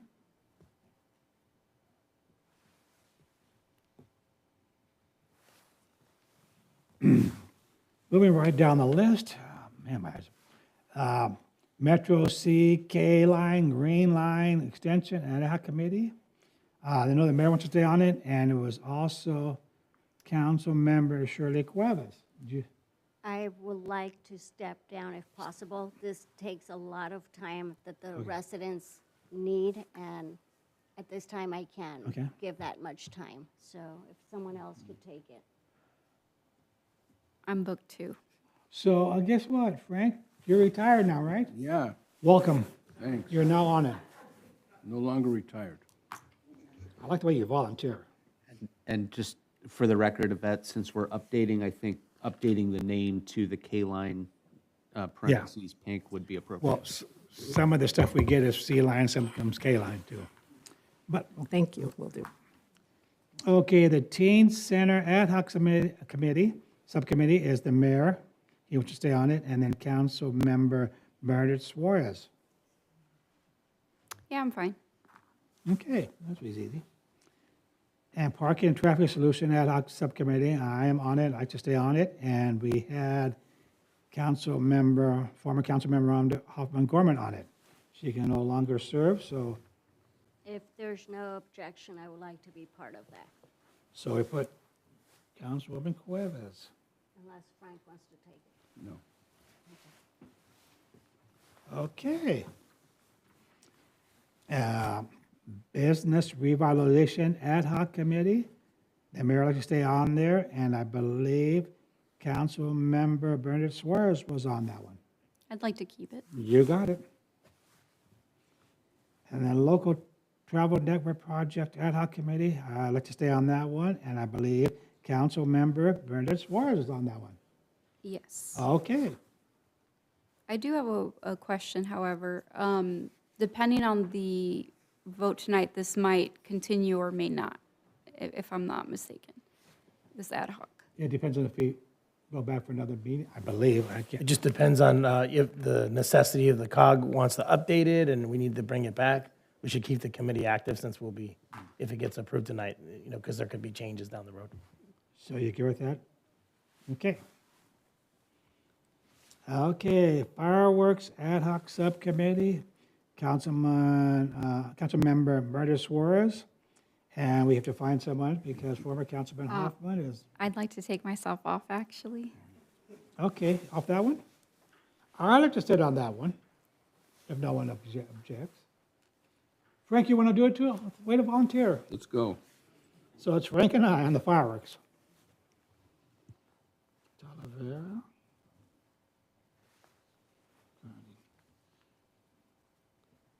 Okay, and then we have the City School District Standing Committee. I'm on that. I'd like to stay on that, but, I'd like to join you on that one, too. pardon me? I'd like to join you on that one, too. Well, then you can. Okay. And that'd be Talavera. Almost done here. And now the Caltrans Maintenance Standing Committee, that's the mayor. And I believe former council member Rhonda Hoffman Gorman was on it, so we need somebody to step up. You're in Metro, so you might as well take Caltrans. Okay, sure. Frank, You wish you would have still been working now, huh? Yeah. Talavera, okay. Last but not least, the Homeless Solution Standing Committee. Councilmember Bernadette Suarez is on, and Councilmember Shirley Cuevas is on. Would you stay on them? I'm okay with that. I knew you okay, would. yes. That's why I left it that way. Okay. So we got all the changes, I hope, and let's see what it says. Staff recommends the city council review the current, and standing appointments, and direct staff of the modification, replacement, or continued appointment of members if desired. So we did a motion from, do we need a motion for? I don't even need a motion. You've organized yourselves and just consensus direction to staff to update their notes to reflect the decisions you've made. All right, thank you for that. So welcome, Frank, on 17 committees. Okay, that was I-10. We're now on I-11, approve the engineering traffic speed study on Prairie Avenue. Let me see who's handling this real quick. Mayor Pro Tem, I'll be handling it for Lucho, he's on vacation. Okay. So I'll be pretty quick. Thank you, Mayor, Council. This item before you is to approve the engineering and traffic speed study for Prairie. The traffic speed study was prepared by the Los Angeles County Public Works Department. On August 15th, the Traffic Committee met to discuss the county's request and reviewed the engineering traffic study for speed limits on attachment A of the staff report on Prairie Avenue.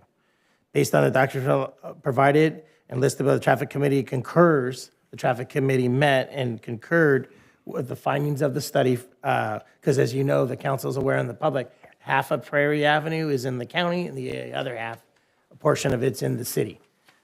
So they're recommending to reduce the speeds down from 40 on Prairie down to 35 miles per hour. This will start from Redondo Beach Boulevard to Marine Avenue, and reasons for this justification in the report. There were several cited in the staff report. It's adjacent, the reduction is it's adjacent to land use and facilities that generate high concentrations of pedestrians. The with pedestrians and vehicles, we want to slow it down. The Prairie Avenue between 154th and Marine has the Lawndale Beat and LA County Metro bus stops as well. There's more pedestrians out there.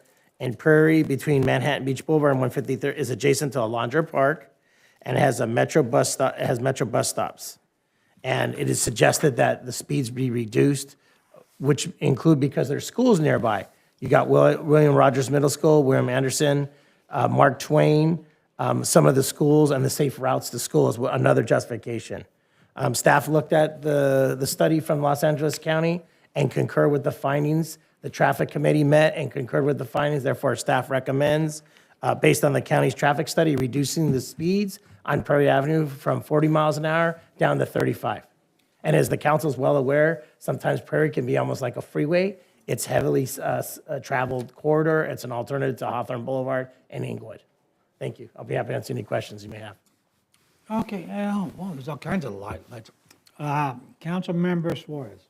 Yeah, I think the city manager touched upon this when he was giving the report, but just for confirmation purposes, regardless if we decide to reduce, they're going to reduce theirs to 35 miles per hour. So if we didn't, it would be their side 35 and our side 40? That is correct. Okay. And then the other question is, do we know how this came about? Is there, every so often, do they check the speeds, or does it come because of accidents occurring? I'm just curious as to how this. I apologize, I'm not an engineer, but my understanding is there's a multitude of reasons they check the speeds. They have to check them based on state law. There's some laws been changed, but traffic collisions, pedestrian issues, collisions with vehicles, numerous findings under the requirements of the engineering traffic handbook.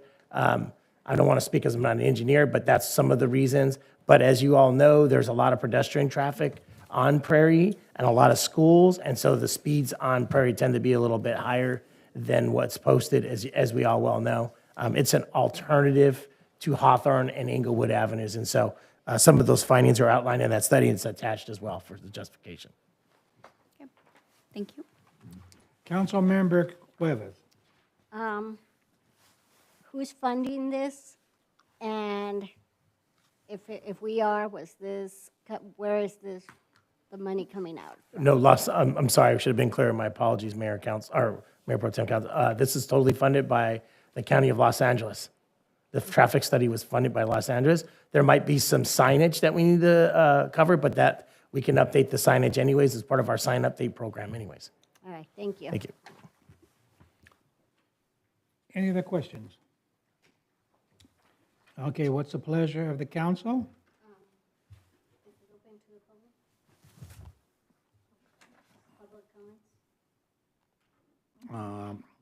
I guess we can take public comments.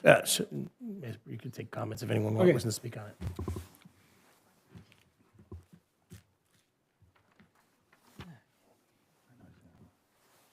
Hi there, my name is Andrew Blackney, resident of Lawndale. So I was looking at the data from this traffic study because I have nothing better to do with my time than look at various traffic study data done in the city of Lawndale and adjacent areas. Looking at all this data, pulling it out, the mean speed on the street is 42 miles an hour currently, with standard deviation varying towards the faster side of 3 miles per hour and a mode of 42 miles an hour. So all that to be said, when you look at that and you look at the various traffic studies that have been done by Federal Highway Administration, if you simply reduce speeds without making any changes to the road infrastructure, you can see, so there's a formula they put in, and the average reduction in speed from 40 to 35 would actually reduce the speed by probably around 1.5 miles an hour. So that would make it go down to the current posted speed limit. So I would just hope that the city would talk with LA County about how to actually modify the infrastructure of the street to actually make it post that speed. And I'm sure that the sheriff's department can talk to you about this. When you change speed on a road, that doesn't necessarily change the behavior of the drivers on the road, and that it's the actual infrastructure of the road that changes that, not necessarily just putting up a new sign, which is why we can't just say, you know, one day, boom, Hawthorne Boulevard, it's going to be a 10-mile-an-hour street. People are still going to go 35, 40, maybe faster than that on that road. Sorry, Prairie on that road. So that's my one concern, is that it may just end up resulting in more residents getting ticketed rather than making the street actually safer. Thank you. Anyone else? Okay, now bring it up to the council. And Councilmember Suarez. Thank you. I think the resident brought up some excellent concerns, and I think when I think of Hawthorne versus Prairie, a lot of it has to do with traffic signals too, trying to avoid those and going at basically trying to go a little bit faster. So how is that taken into consideration with the infrastructure? I'd have to get back to the council. I don't have an answer on that. I mean, there is no infrastructure upgrades being proposed with this. We can bring it back if the council would like, but there is no, I wouldn't be able to answer that. I'm not, you know, I'd have to wait till Lucho gets in and talk to him. But I understand there's no infrastructure upgrades other than the signage.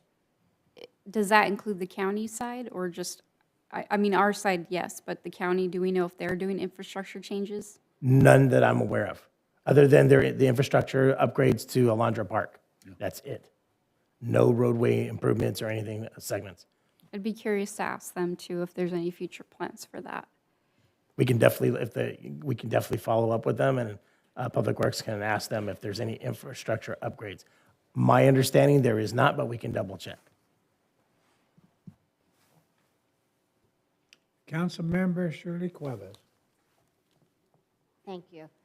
Are we going to inform our residents prior to the signs going up or taking effect of any changes to our residents? Are we posting it somewhere? How are we informing our residents? We could put some stuff on social media, put some stuff on our web pages to inform them, to let them know the speeds. We can also put out our speed traffic signs, letting people know ahead of time. We have those trailers. We can put them out there to warn them that the traffic, that the speeds are going to be reduced from 40 to 35. If we could put the trailer that maybe a week prior to announce that, so that our residents or whoever is driving through Prairie is aware. On our side, I mean, the county could figure out their side, but We could definitely put it out for 30 days, maybe it'd probably be better. that would be great. So people know, and then can be informed, and then rehash the information on the city's webpage and socials. Could we have two, right? We have two. It's a big Could we segment. use both of them? I think One they're at not one? being, If yeah, they're not being used? Yeah, we definitely could look into that and set them out. I think it's a great idea. Thank you. Are they both going to be on our side or one side on the county side? We would have no authority to put anything on the Okay, county that's- side because So we're encroachment. going to put one where, and then when's the second one going? I would say probably from the north end of the starting of the segment, all the way down to the southern end. So people, when they're entering and leaving. Okay. So what is the pleasure of the council? Do you want to staff recommendation? Do we want to see if the county is going to budge on their speed limit? Can we bring this back? You can, if the council desires. I mean, I'm fine with the reduction of it, and I think the other ones we would just continue to monitor and see how we can actually make sure that the system's working. So I'm okay with the reduction of it. Okay. I'm also okay, so if there's no objection, I'll motion staff recommendation. So Councilmember Shirley Cuevas made the motion. And now, because I haven't spoke tonight, I'll second it. That a motion.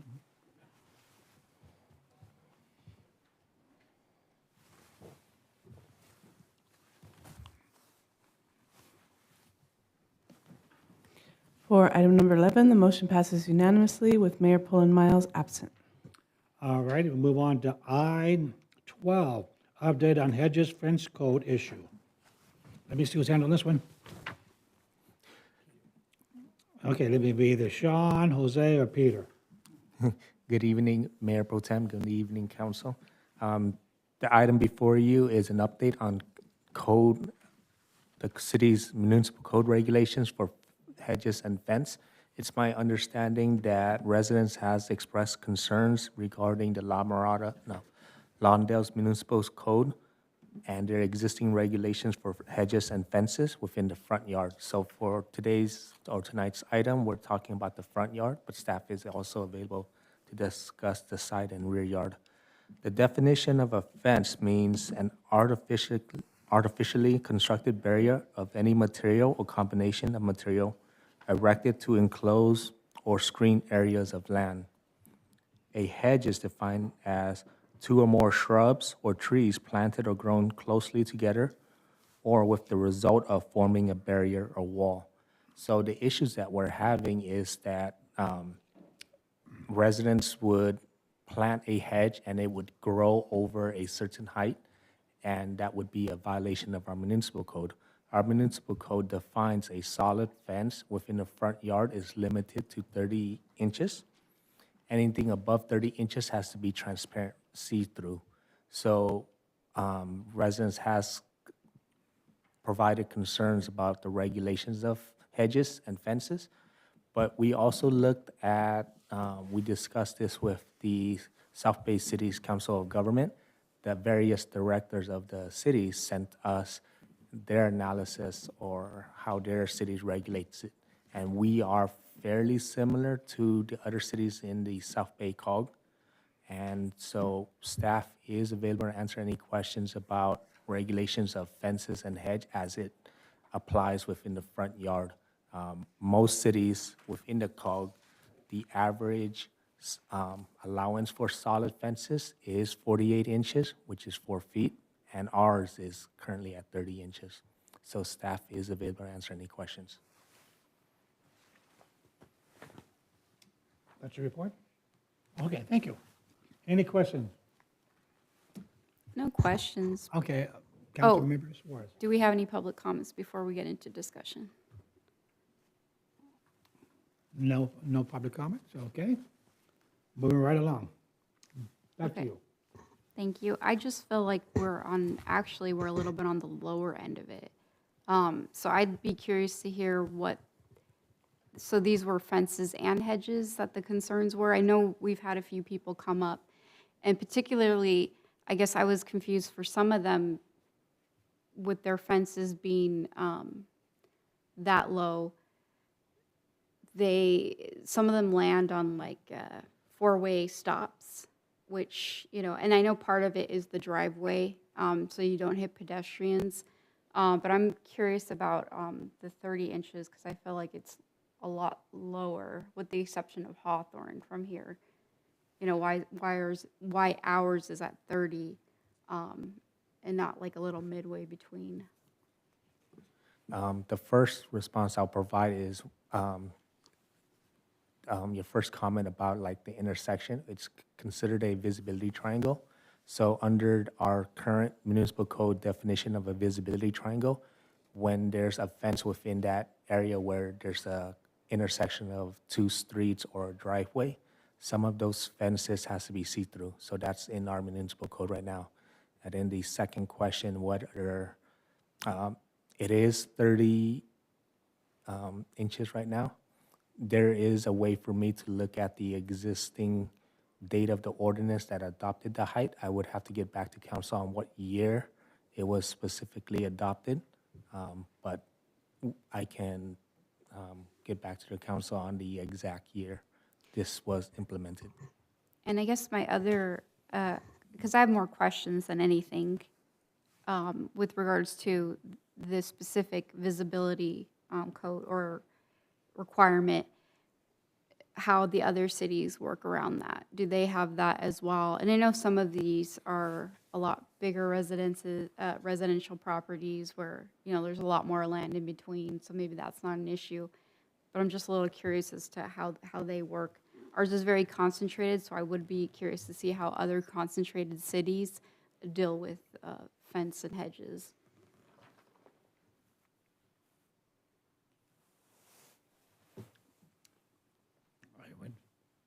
Okay, Councilmember Cuevas. What is considered a see-through fence? Because we are allowing 48 inches with see-through, but Manhattan and a few others are doing 42 and 48 inches solid. So what do we consider see-through? Our code is not defined as see-through. It's mentioned in the regulations. I have seen where other cities, they define that transparency, a minimum of 35% transparency. We don't have that definition right now of what a see-through fence is, but it just can't be solid where it's view obstructing. So technically, I could have a metal fence up to 30 inches and then put chicken wire another 18 inches because it's see-through? No, I know it's against the code, but it's not defined. Chain links against the code, I think. I believe chain link fences are against the code. Well, there's a lot of chain Well, fences if they're- out there, so if it's against the code, then half of the city. I think some of them are grandfathered in, Violated. though, if I'm not mistaken. So Mine we're- is grandfathered in.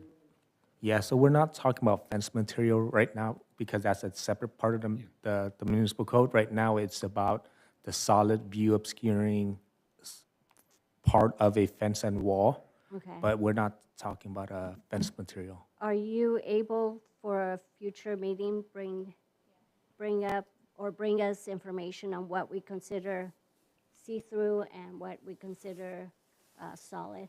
Yes. Thank you. You're welcome. And then if you could also bring back the visibility requirements with regards to four-way stops, because I think it's the fences for different areas, and I know we changed one of them for hedges, I believe, a while back. So I'm curious as to how other highly concentrated cities, how they regulate their fences, if there's more houses closer together and whatnot. So I'd be curious to look into that too, similar makeup of other cities.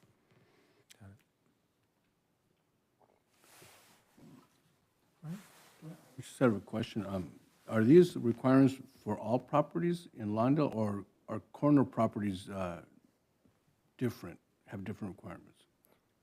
So a property owner, if you want a fence, is voluntary. So if you want to propose a fence, you have the option to propose a solid up to 30 inches. And so if we're talking about a corner property, it just depends on the exact location. If it's within the intersection where the fence meet, that's a visibility triangle. And basically, when there's a corner property, there's a street frontage and a street side frontage. So there's certain regulations on height based on the location of it. So these details are reviewed via a fence application where we look at the exact location and staff inspects it to make sure each fence project that's proposed complies with the code.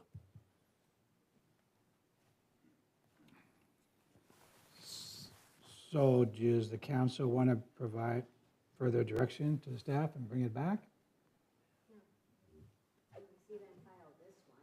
No, if we want to bring it back, we don't want to receive and file this one. We want to, Yeah, to look into the questions that we, or to potentially you could answer the questions by sending it to us, and then we could, if either of us wants to revisit it, bring it back after reviewing whatever's sent to us. so we're going to receive, we want to receive and file and have questions answered? Okay. So Mayor, or Mayor Pro Tem and Council, what we'll do is staff will continue the research based on the questions. We'll provide that in an email, and then you can let us know if you wanted to bring it back for reconsideration. Okay. So I need, we don't need to receive and file. We don't have to vote on the receive and file, correct? Okay, we're moving on. Now we're on I-13.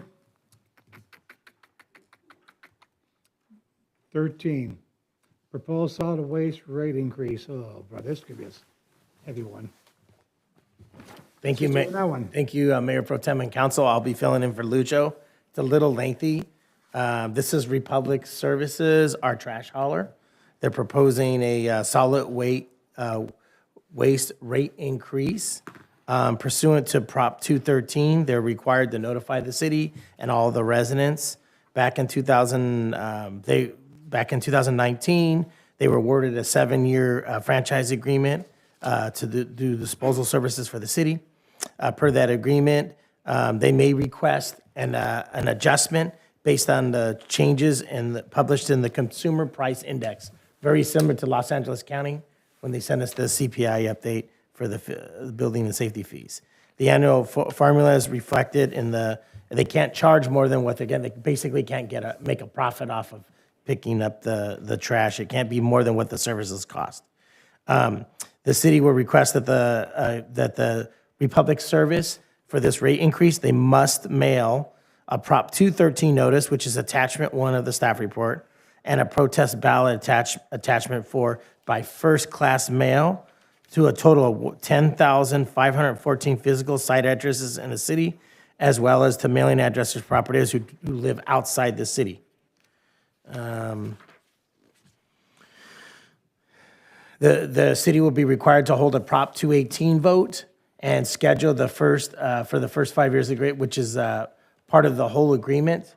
The rate adjustment index is calculated with the average annual change they have annually with the costs. And then it's highlighted in the staff report. As I mentioned, pursuant to Prop 218, they will have to mail all of these notices out to ratepayers. Now, some of as highlighted in the staff report, the residential rates, and I'll just give examples under the charts. So proposed, the residential rates for 2005 will be an increase of over 6.25%. Following the chart as proposed, you have, for example, so like you have a 35-gallon trash cart. Currently, your fee for 2024 is $25.76. It's proposed for the rate increase pursuant to Prop 218, which would be in 2025, $27.37, which is consistent with the 6.2. Another example would be a 65-gallon cart. Currently, a resident is charged $30.63. It's proposed in the rate increase to go to $32.54. There are senior discounts as well as proposed. It's mentioned in the chart. So senior discounts, they get a lower rate. So if they have a 35-gallon cart, it's $21.90 in 2024. It's proposed to go up to $23.27. The commercial rates go up as well. They've highlighted some of the costs. So for 3-yard bin pickups per week, the big large trash cans, we see the big blue ones throughout the city in the commercial and industrial zones of the city and some of our apartment complexes. You'll see, so currently if they have 1 to 2 bins, 3 bins, it's 600, let's just say 3 bins, they have 3 bins at a big apartment complex, it's $641.72. If this rate increase goes through, it would go to $681.83. And it's a progressive based on the number of bins. So if you have 6 bins under 2024 rates, it's $1,239.19. They're proposing to bring it to $1,316.64. Staff looked at the proposal. We worked with the city attorney's office. We're from Prop 218. We have to set a hearing and move this thing forward. And staff is recommending that they authorize the move.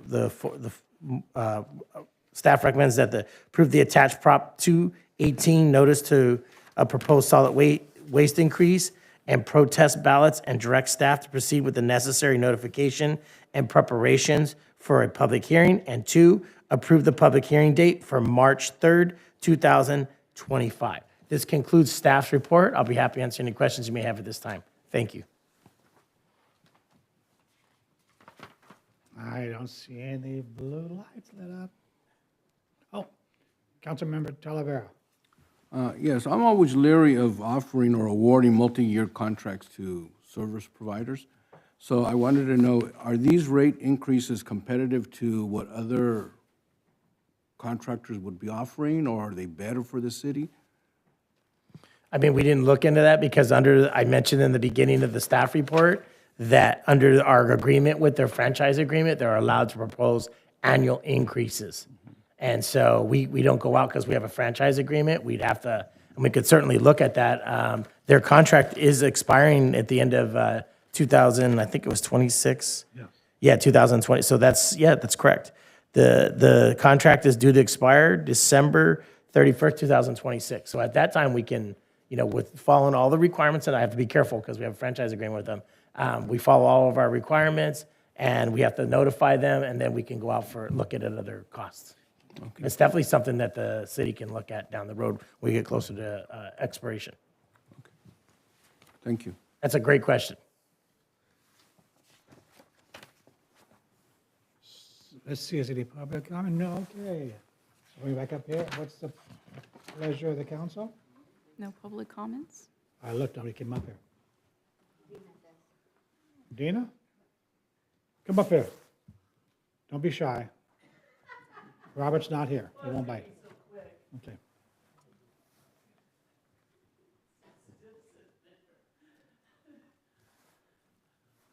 What age do they consider a senior? I'd have to check, but that's a great question. I think it's 55 or older. Is it 65? I'd have to check our agreement. Dina, I get it. Oh, I'm sorry, it's 65. I stand corrected. It's 65. But 65. But if you could ask, there might be a duplex where the renter is 65 and over, but the owner is younger. Does the renter qualify even though the owner is the one paying for the trash? I think that only way they can do that if the renter that's a senior is paying for their own trash. They have to pay for their own trash. If they have to pay for their own trash, they get the senior discount. But if it's a complex like Piccadilly Manor, Yeah, they don't pay for their own trash, it's included in there. that's what I'm saying. There's Yeah. some duplex or triplex where, you have 65 and over, but the owner of the property is the one paying, so do they get a discount? I'd have to look into that. I don't have that answer on that one. That would have to be researched. I think there was. That's just a question. Yeah. See, anybody else? Let me slow it down. Anybody else wants? Okay, then I'll bring it back up to the dais. And what's the pleasure of the council? I'll motion to approve with staff recommendation. Okay, we have a second by Cuevas, first by Cuevas, a second by Talavera. Council, please vote.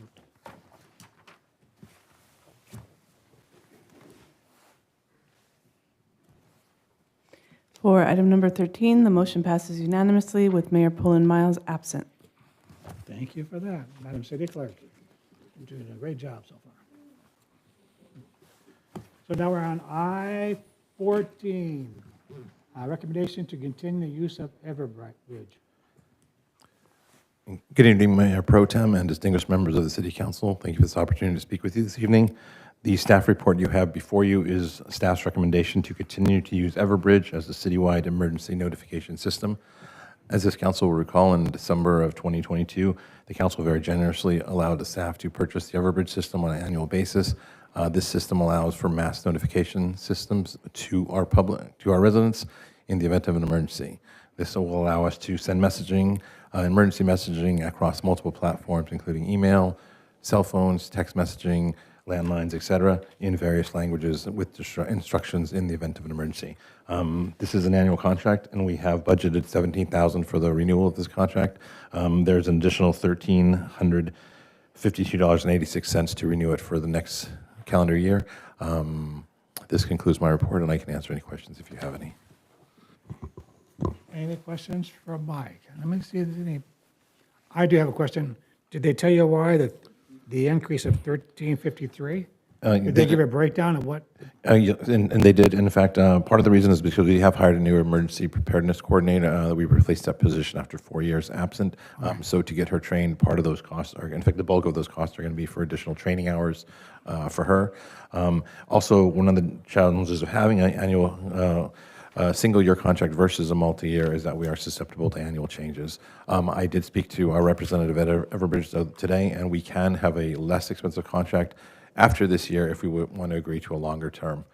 We would be We could possibly join with the entire South Bay. We are, one of the advantages of this system is that every city in the South Bay belongs to Everbridge. So if we were to join a multi-city contract, we could see considerable savings, and also we wouldn't be susceptible to annual changes. All right, thank you. Thanks. Councilmember Cuevas. Did all 31,807 residents signed up for it?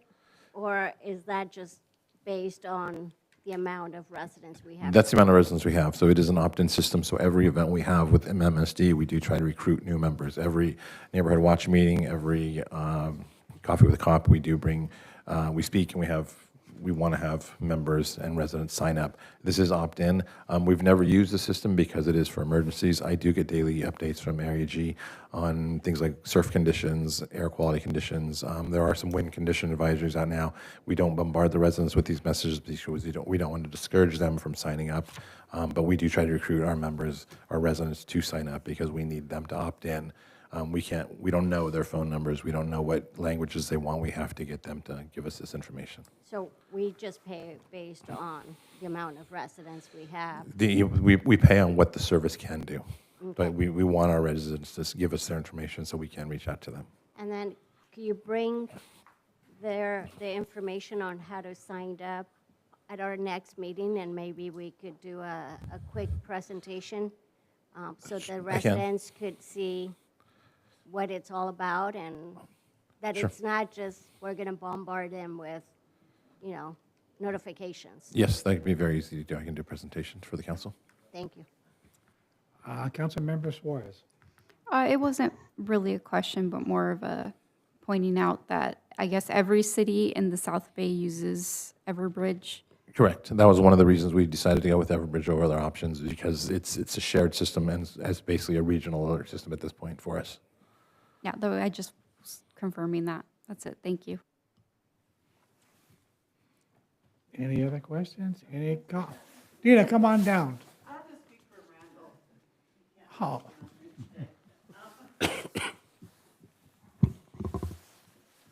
Just really quick, why don't we just put that on next door and the, of course, the Lawndale and stuff, and any of our other events that the city puts on. I know I signed up for it at the last Neighborhood Watch meeting, and again, I don't know how many people have signed up for it, but I think it's a great program. Other cities do use it, so I think we could just push for every event, like you're saying, coffee with the cop and other things. Really push it, especially on Nextdoor and everything. Your Minute More and stuff like that, and push for it a little bit and get it out there. That's all. Thank you, Dina.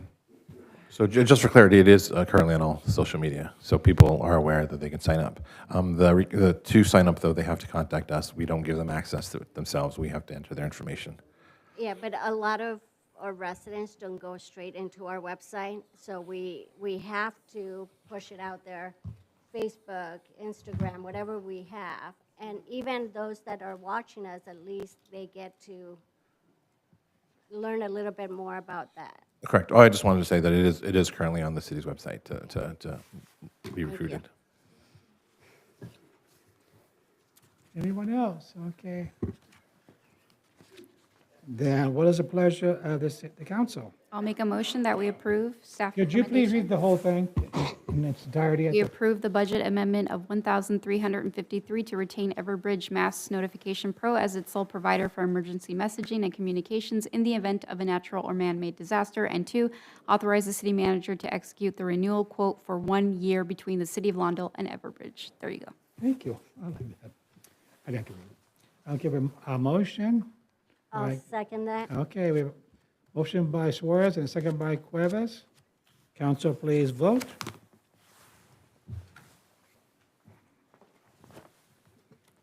For item number 14, sorry. Motion passes unanimously with Mayor Poland Miles absent. Thank you very much, Madam City Clerk. And moving on to I-15. That's an interstate, you know. Update of Art in Public Places project from Lawndale Beautification Committee. Let's see who's going to handle this one. It is Michael Reyes. Yes, good evening, Mayor Pro Tem and distinguished members of the City Council. Thank you for this opportunity to speak with you this evening. The staff report you have before you is an update on Art and Public Places project from the Lawndale Beautification Committee. Earlier in 2024, as part of the Sprout Supermarket Agreement, $15,000 was given to the city to beautify the city for art and public places. This council very generously allowed the Beautification Committee to handle that.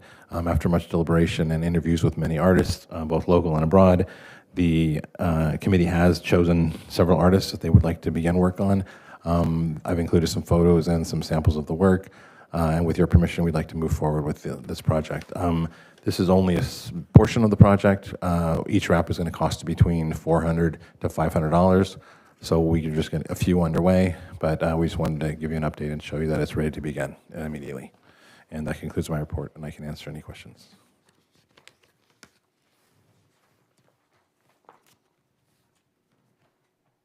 Any questions?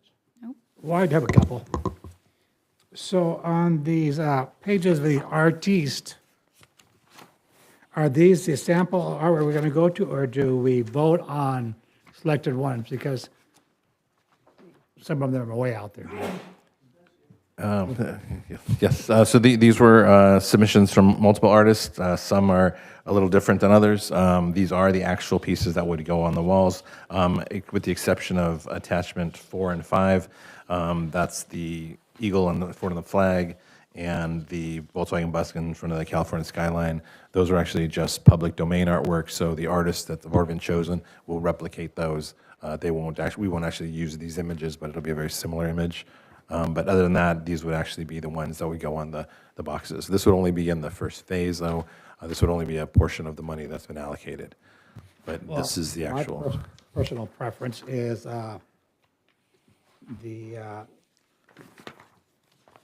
second rendering by Aurora, the city of Lawndale, 1959, when we incorporated the heart of the South Bay. That one I love.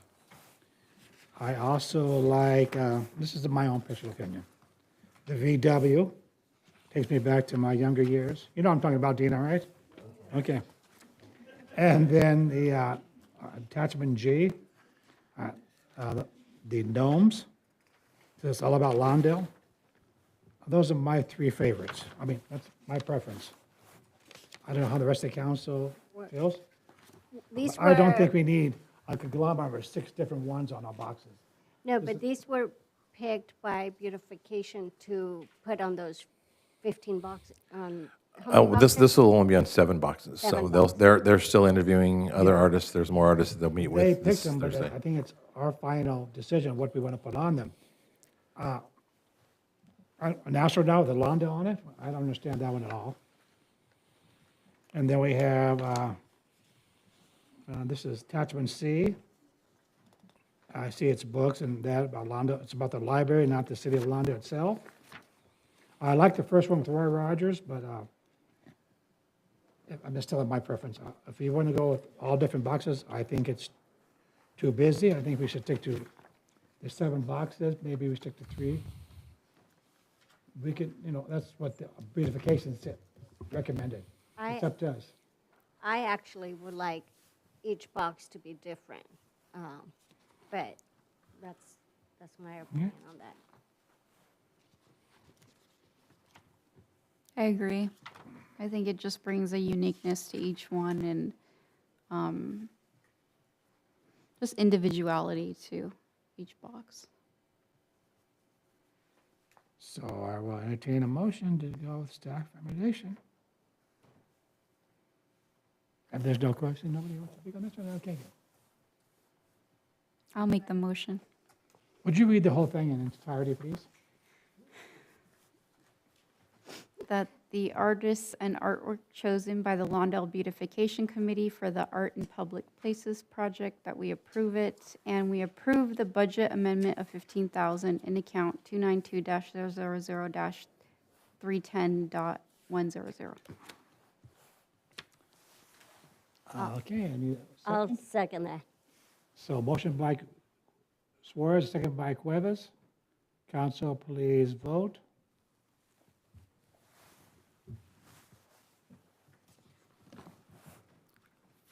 item number 15, the motion passes with Mayor Pullen Miles absent and Mayor Pro Tem Kearney voting no. Okay. Now we're moving right along to item J, City Manager's Report. The timer's on. You have 3 minutes. Remember that. Thank you, Mayor Pro Tem. So Mayor Pro Tem and Council, just real quick, just want to give you a heads up. Thank you for being patient. We're stacking the agendas with some backlogged items, and we're bringing them forward. So the next meeting shall have some of those items you've been requesting, and they'll be on shortly. So I just wanted to give you a heads up. That's it.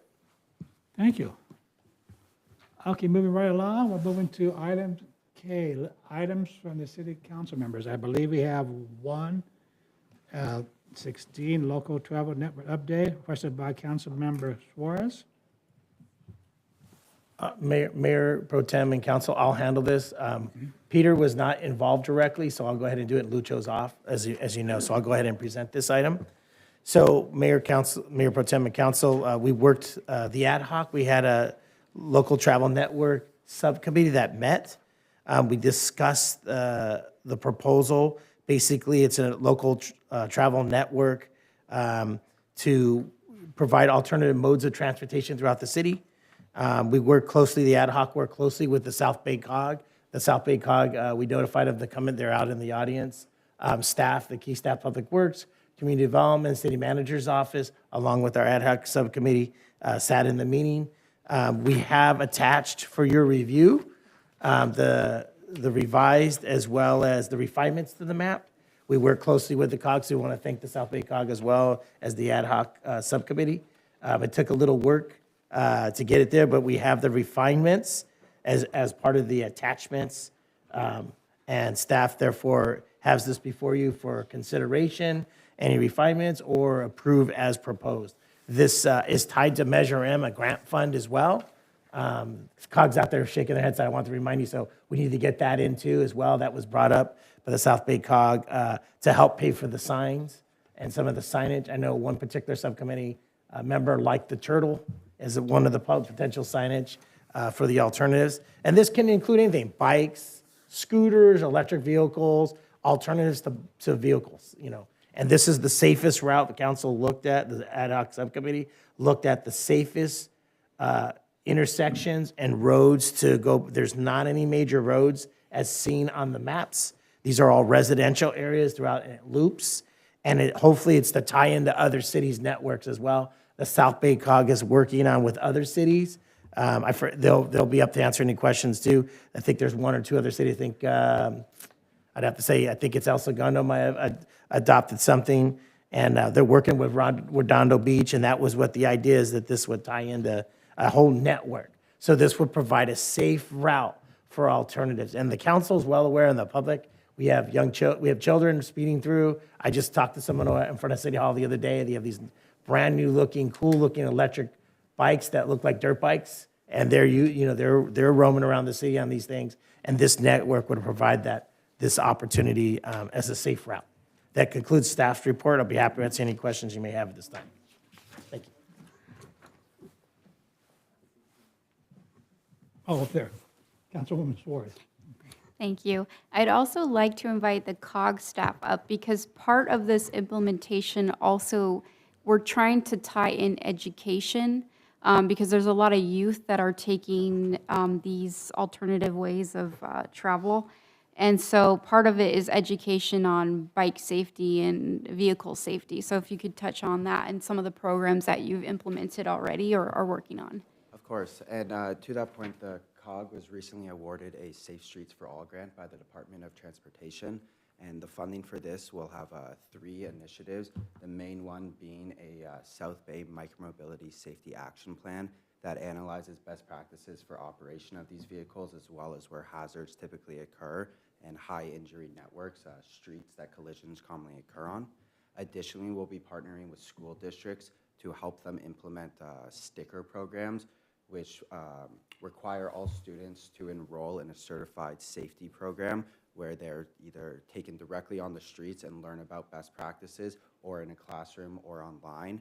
and students have to complete this program in order to be eligible to park their vehicles on school. Get close to the microphone. Oh, sorry about that. Students have to complete these courses in order to be able to park their vehicles on school property. And thirdly, we will be hosting 2 ride and drive safety showcases where members of the community can come and interact with local vendors and hopefully police to learn about safety procedures, as well as right fit their ride, which is a phrase we like to use because there's not a lot of education, especially with parents out there who are purchasing these vehicles, about what's the right fit for their child, for their student. For example, most don't know that a Class 3 is illegal for students and children under 16 years of age. So we want to provide community events and this opportunity to educate the community at large. Thank you. And then one other point of clarification, and this might be also staff answer too. I know there was a section on Manhattan Beach Boulevard that's dotted, and I know Councilmember or Mayor Pro Tem Kearney requested that we explore. Is that still on the table to explore further that section, if there's ways to make it safe to be included into that? Yeah, so what we envision the Measure M application, should council approve this item today, would be phased out. The first phase would be everything on that is a solid line on the map that we can implement tomorrow. The dotted line is contingent on traffic calming improvements. I believe there's no controlled intersections in that section, as well as some speed issues. So we would work with city staff to explore that and other alternative options to really close that loop. That is a key piece into creating a circuitous route in the city of Lawndale.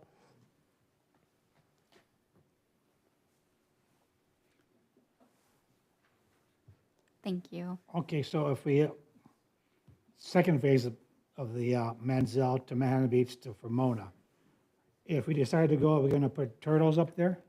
Because I like to see our city in the loop, whole loop. And with this, there's a break there. I see you said uncontrolled intersection, which it is controlled. There's a light right there on Manhattan Beach in Fremona that they can cross over, come down Manziel, go west on Manhattan Beach Boulevard to the signal, which is crossing ground, there's a signal there, go south on Fremona and tie into the rest of the loop. And my understanding that you say we can't do that because there's no uncontrolled intersection. I don't know any intersection is not uncontrolled.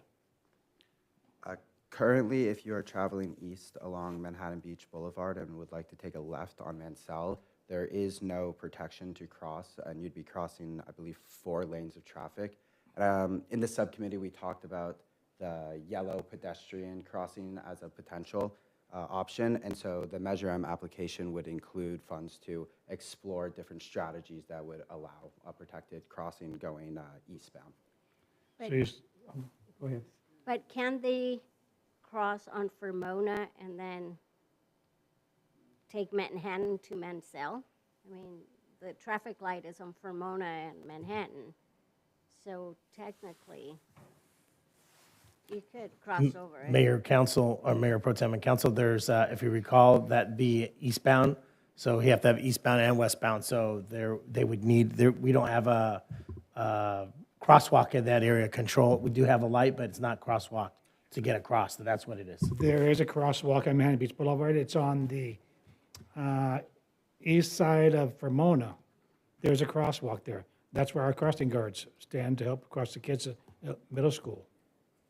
That's why I don't understand why it says uncontrolled and then 40-mile speed limit. Well, Hawthorne Boulevard's 40 miles. You want to go Inglewood Avenue. I still like to see it all tied together because there's a crosswalk going across Manhattan Beach Boulevard to Fremona. There's a crosswalk right in that signal on the left east side of the street, and there's a crosswalk.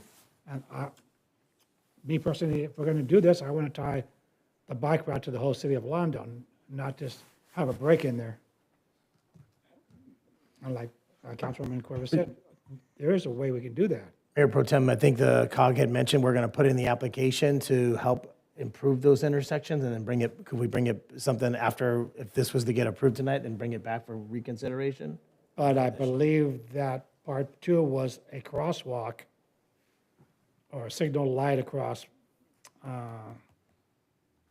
Manziel, across Manhattan Beach Boulevard, and come on the south side of Manhattan Beach Boulevard up to the signal.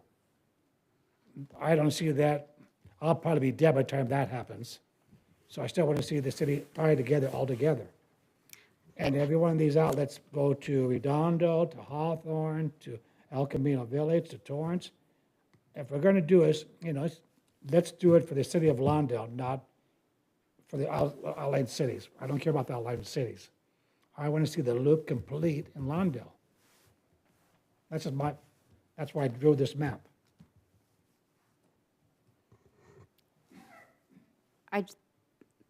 I guess part of the application is to implement that. So I think it's kind of like the chicken and the egg thing, is just making sure it's as safe as it can be if they're traveling eastbound and going left on there. Because I don't recall a crosswalk on that area. Manhattan Beach? Manhattan Beach eastbound and then making the left onto Mansell. There is no crosswalk, but they'd be crossing on the east side from Mona. Wait, you're writing on this, what they're saying is you're like a car, basically. You have to follow, if you're coming eastbound, you have to be on the south side of the street. If you're going westbound, north side of the street. We do have the traffic light for those going west. Yeah. But not going east. Because they have to follow the vehicle, They like have to follow right the on the road. I see, okay. My way of seeing is you cross over on Vermona, you get on the sidewalk for half a block, and then you just Down Manziel. down myself. But that's how I used to do it when I was a kid. Just cross the street, right on the sidewalk to the next block, and then take the street. But I guess we can't because we're considered vehicles, slow vehicles. Okay. Well, it's up to the council what they want to do. So if we approve this, potentially we could get funding for the dots, the brake lines. Correct, yes. But then what happens if we don't get funds and we already approved it? Then we have the break in the circle, the oval.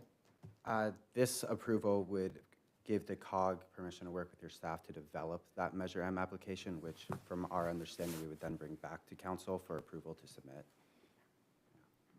Okay. And this is a work in progress, so it's not to say that there won't be future funds too, like especially with the push to get people out of their cars.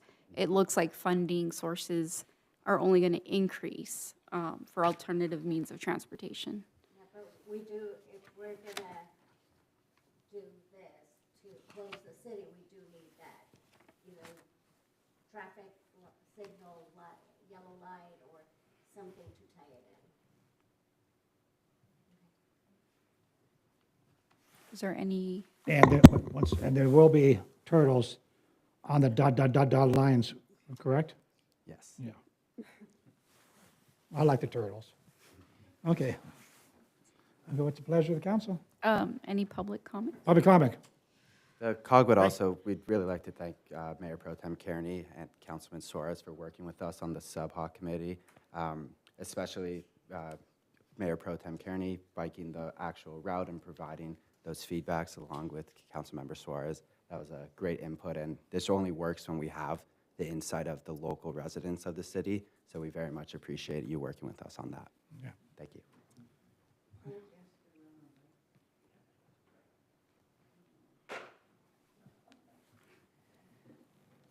Hi there, Andrew Black, new resident. So first, I just wanted to shed a little light on, I take that intersection all the time to go to, that's the way that I go to Rouse, because anytime that I go anywhere in the city, I don't drive because it's ridiculous to drive within the city limits of Lawndale if you live in Lawndale, in my opinion. So taking that route, it is really freaking scary to try and get onto Mansell from Mona. And so my thought there on this, at least, I don't know, I know that you can do it. I don't know how much it would cost is the parking, there is parking underneath there. You could eliminate that parking and make that a buffered, protected area, in which then it's now able to be bi-directional on that to get to that intersection. That's something that could be investigated by the council as a means. The other thing that I wanted to talk about was the dip on the amended version of it to come down 147, or to come down from 147th to 149th.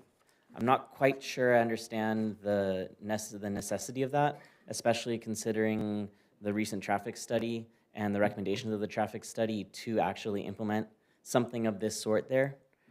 So I would like to kind of try and get the council's reasoning or understanding on why they decided to dip down to 149th when the traffic study they had for 147th recommended basically implementing the LTN on it as a means to slow the speed of traffic down there and as a means to encourage people to get out and be active.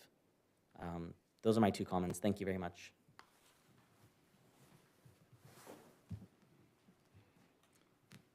There's absolutely no crosswalk at Mansell and Manhattan Beach Boulevard. There, in fact, is a sign in the middle of the median that says, "Do not cross."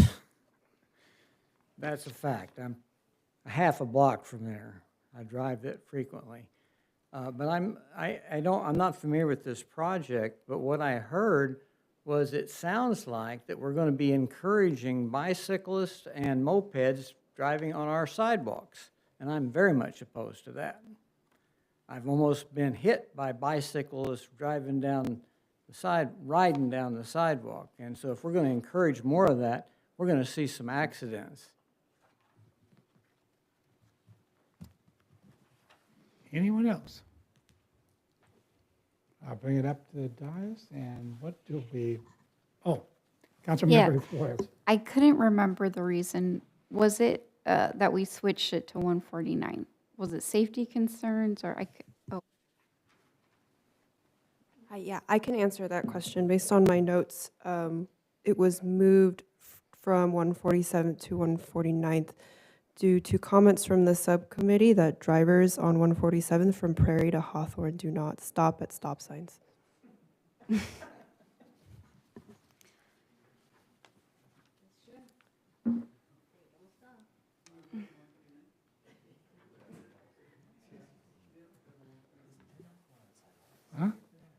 However, I will add that should the council want to change any of the routes, we can explore traffic calming elements to slow down that traffic on 147th. Yeah, because this came up and I think we were still talking about 147th and I believe staff was going to look back on it. So perhaps we keep that on just as a potential if we can get more funding, and it would also help with traffic calming. That might be a source. Sounds good. We can look in, yeah, definitely. And just for clarification, maybe we weren't clear, they're not riding these vehicles on sidewalks on our roads, just so we're clear. Well, they're not supposed to be. We got a comment from the committee. Yeah, yes, that's correct. I should say, that's correct. Okay, and so with that, I'm going to recommend that we take it to the next phase, keeping in mind those comments that were made, so we can get an application in. So the next phase, just to confirm, would be to bring the Measure M application back for final approval. Okay. So you're recommending map 2, correct? I believe that's what the change is.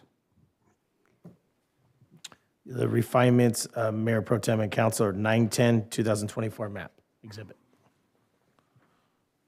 Sorry, it's not, Okay. nothing's coming up for me.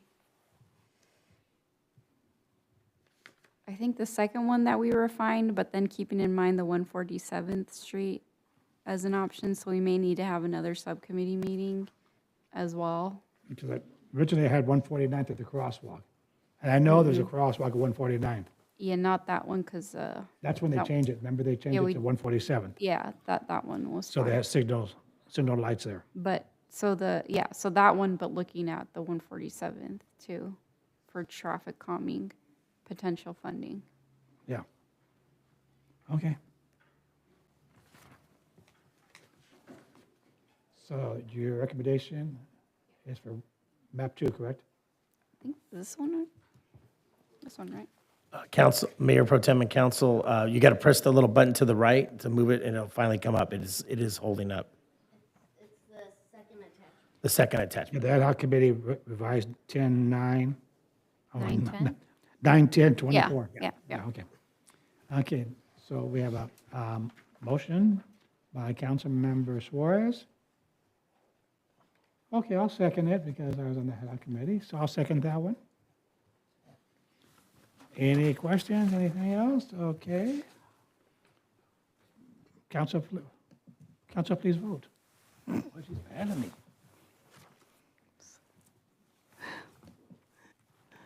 For item number 16, the motion passes unanimously with Mayor Pullen Miles absent. Okay, we're getting towards the end. We're on number 17. Report of attendance of meetings from the council members, Mayor Pro Tem. And we'll start down with the newest rookie at the far left. Okay. Well, I met with Andrew earlier this week and had a good explanation of the LTN and some good talks that we had. Also attended the seniors' New Year's lunch. So that was great and good food. Met a lot of people, some seniors there, and I just heard a lot of stories. So I was happy to be there. And I just want to, last thing, just want to give out kudos for the Lawndalian that we received. I mean, it was very informative and very colorful, and it was good to see it back in circulation. That's all I have. I don't think I had anything, but I did want to piggyback off of my earlier request regarding code enforcement cases. If you could include in there how many cases go to court and how many that we are not successful and the judges side with the resident. I really want to make sure that, I think you do a great job, Mr. City Attorney, but I would rather us try to avoid paying court costs if it seems appropriate. And then one other question, code cases specifically, if a property owner has a code enforcement case, how much of that information is public? Can someone answer me that? Yeah, 0. None of it's public. It can only become public after the case is closed. So if somebody No, calls and asks, does this property have a code enforcement case? What is the response usually? If I would say I couldn't tell them. If they say they want to open a code case, I can say we can just do that. And if you want to follow up, I can tell you what we're doing. Okay, so none of the information's public. It doesn't become public until after the case is closed, and then they can do a public records request on the information.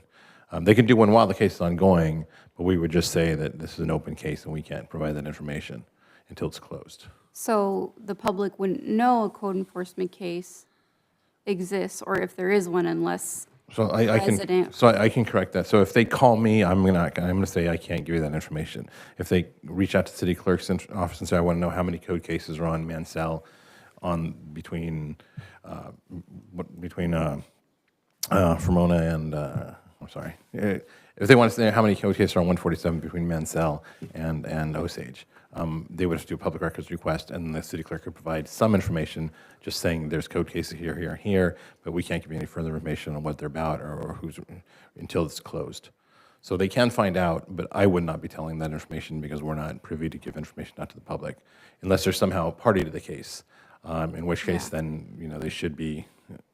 Now, anybody who's involved can tell anybody they want, though. So, and people often know that who reported them, and they'll even tell us, "Oh, well, I know my neighbor reported me." I was like, "Well, I can't say," but people can tell whoever they want to tell if they're privy to the case. Okay, and so if a homeowner's case is on hold, is that public knowledge either? What would on hold? I don't know what that would be. Well, if the person's trying to comply or something of that. Yeah, it would. I mean, it's not really on hold. I mean, the case is always active, but if someone's doing what we ask them to do and they've turned in a site plan, well, we know a site plan might take 8 weeks to review because there's such a backlog. We're not going to do any enforcement during that 8 weeks because the delay is on staff side. If they've got the corrections for the site review or for the site plan and they've taken 2 months and done nothing, then we're going to get involved again and say, hey, what's taking so long? You don't get an indefinite amount of time to handle this. So it's never actually on hold. It's just we'll notate where the code case is involved at each phase of it, basically. I mean, not all code cases require any kind of permits. There's many that just mow your lawn, get your car fixed, things like that. You can just take care of it. There's no dollar amount that the city would get. We just want to see it cleaned. So the speed at which cases get resolved will depend on the amount of violations, basically. So is the site plan a public, sorry if I'm getting too much into it, and maybe some of this should wait for the code enforcement process, so I don't want to overstep on discussing too much on it. But is the site plan a public record? If someone calls and asks, like, hey, does this property have a site plan?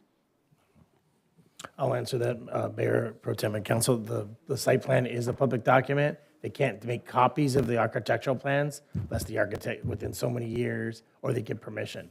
But they can review the site plan. It is a public document. They just can't make copies of the actual site plans because those are copyrighted. Okay, yeah, and I know the permits, we have a permit archive, so that shows everybody that has pulled and if they've done any upgrades. For example, if they've done, I know electrical panels came up, so if you've done any of that, your permit would show in your file publicly. But I was just curious about specifics. So if we could include the part about code enforcement cases going before a judge and how many of those are actually successful, and maybe what types escalate to that point and whatnot. Yes, I can have that for you, Councilman. Councilmember Cuevas. You're going to be surprised. You have nothing. I have nothing, but just wish everyone a Happy New Year. Okay, and I just have a couple. I attended the last Neighborhood Watch meeting on 12/17.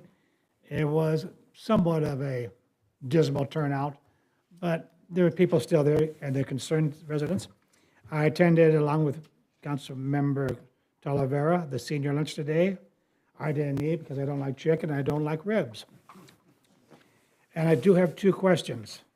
The ballards we have, the incident in New Orleans where the guy drove on the sidewalk and killed those people.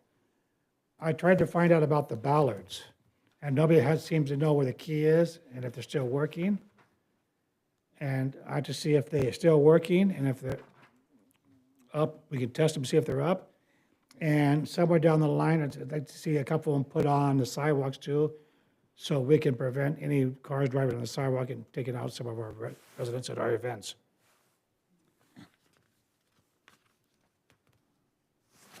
And with that, I believe that's all, but I have two people I have to mention in closing.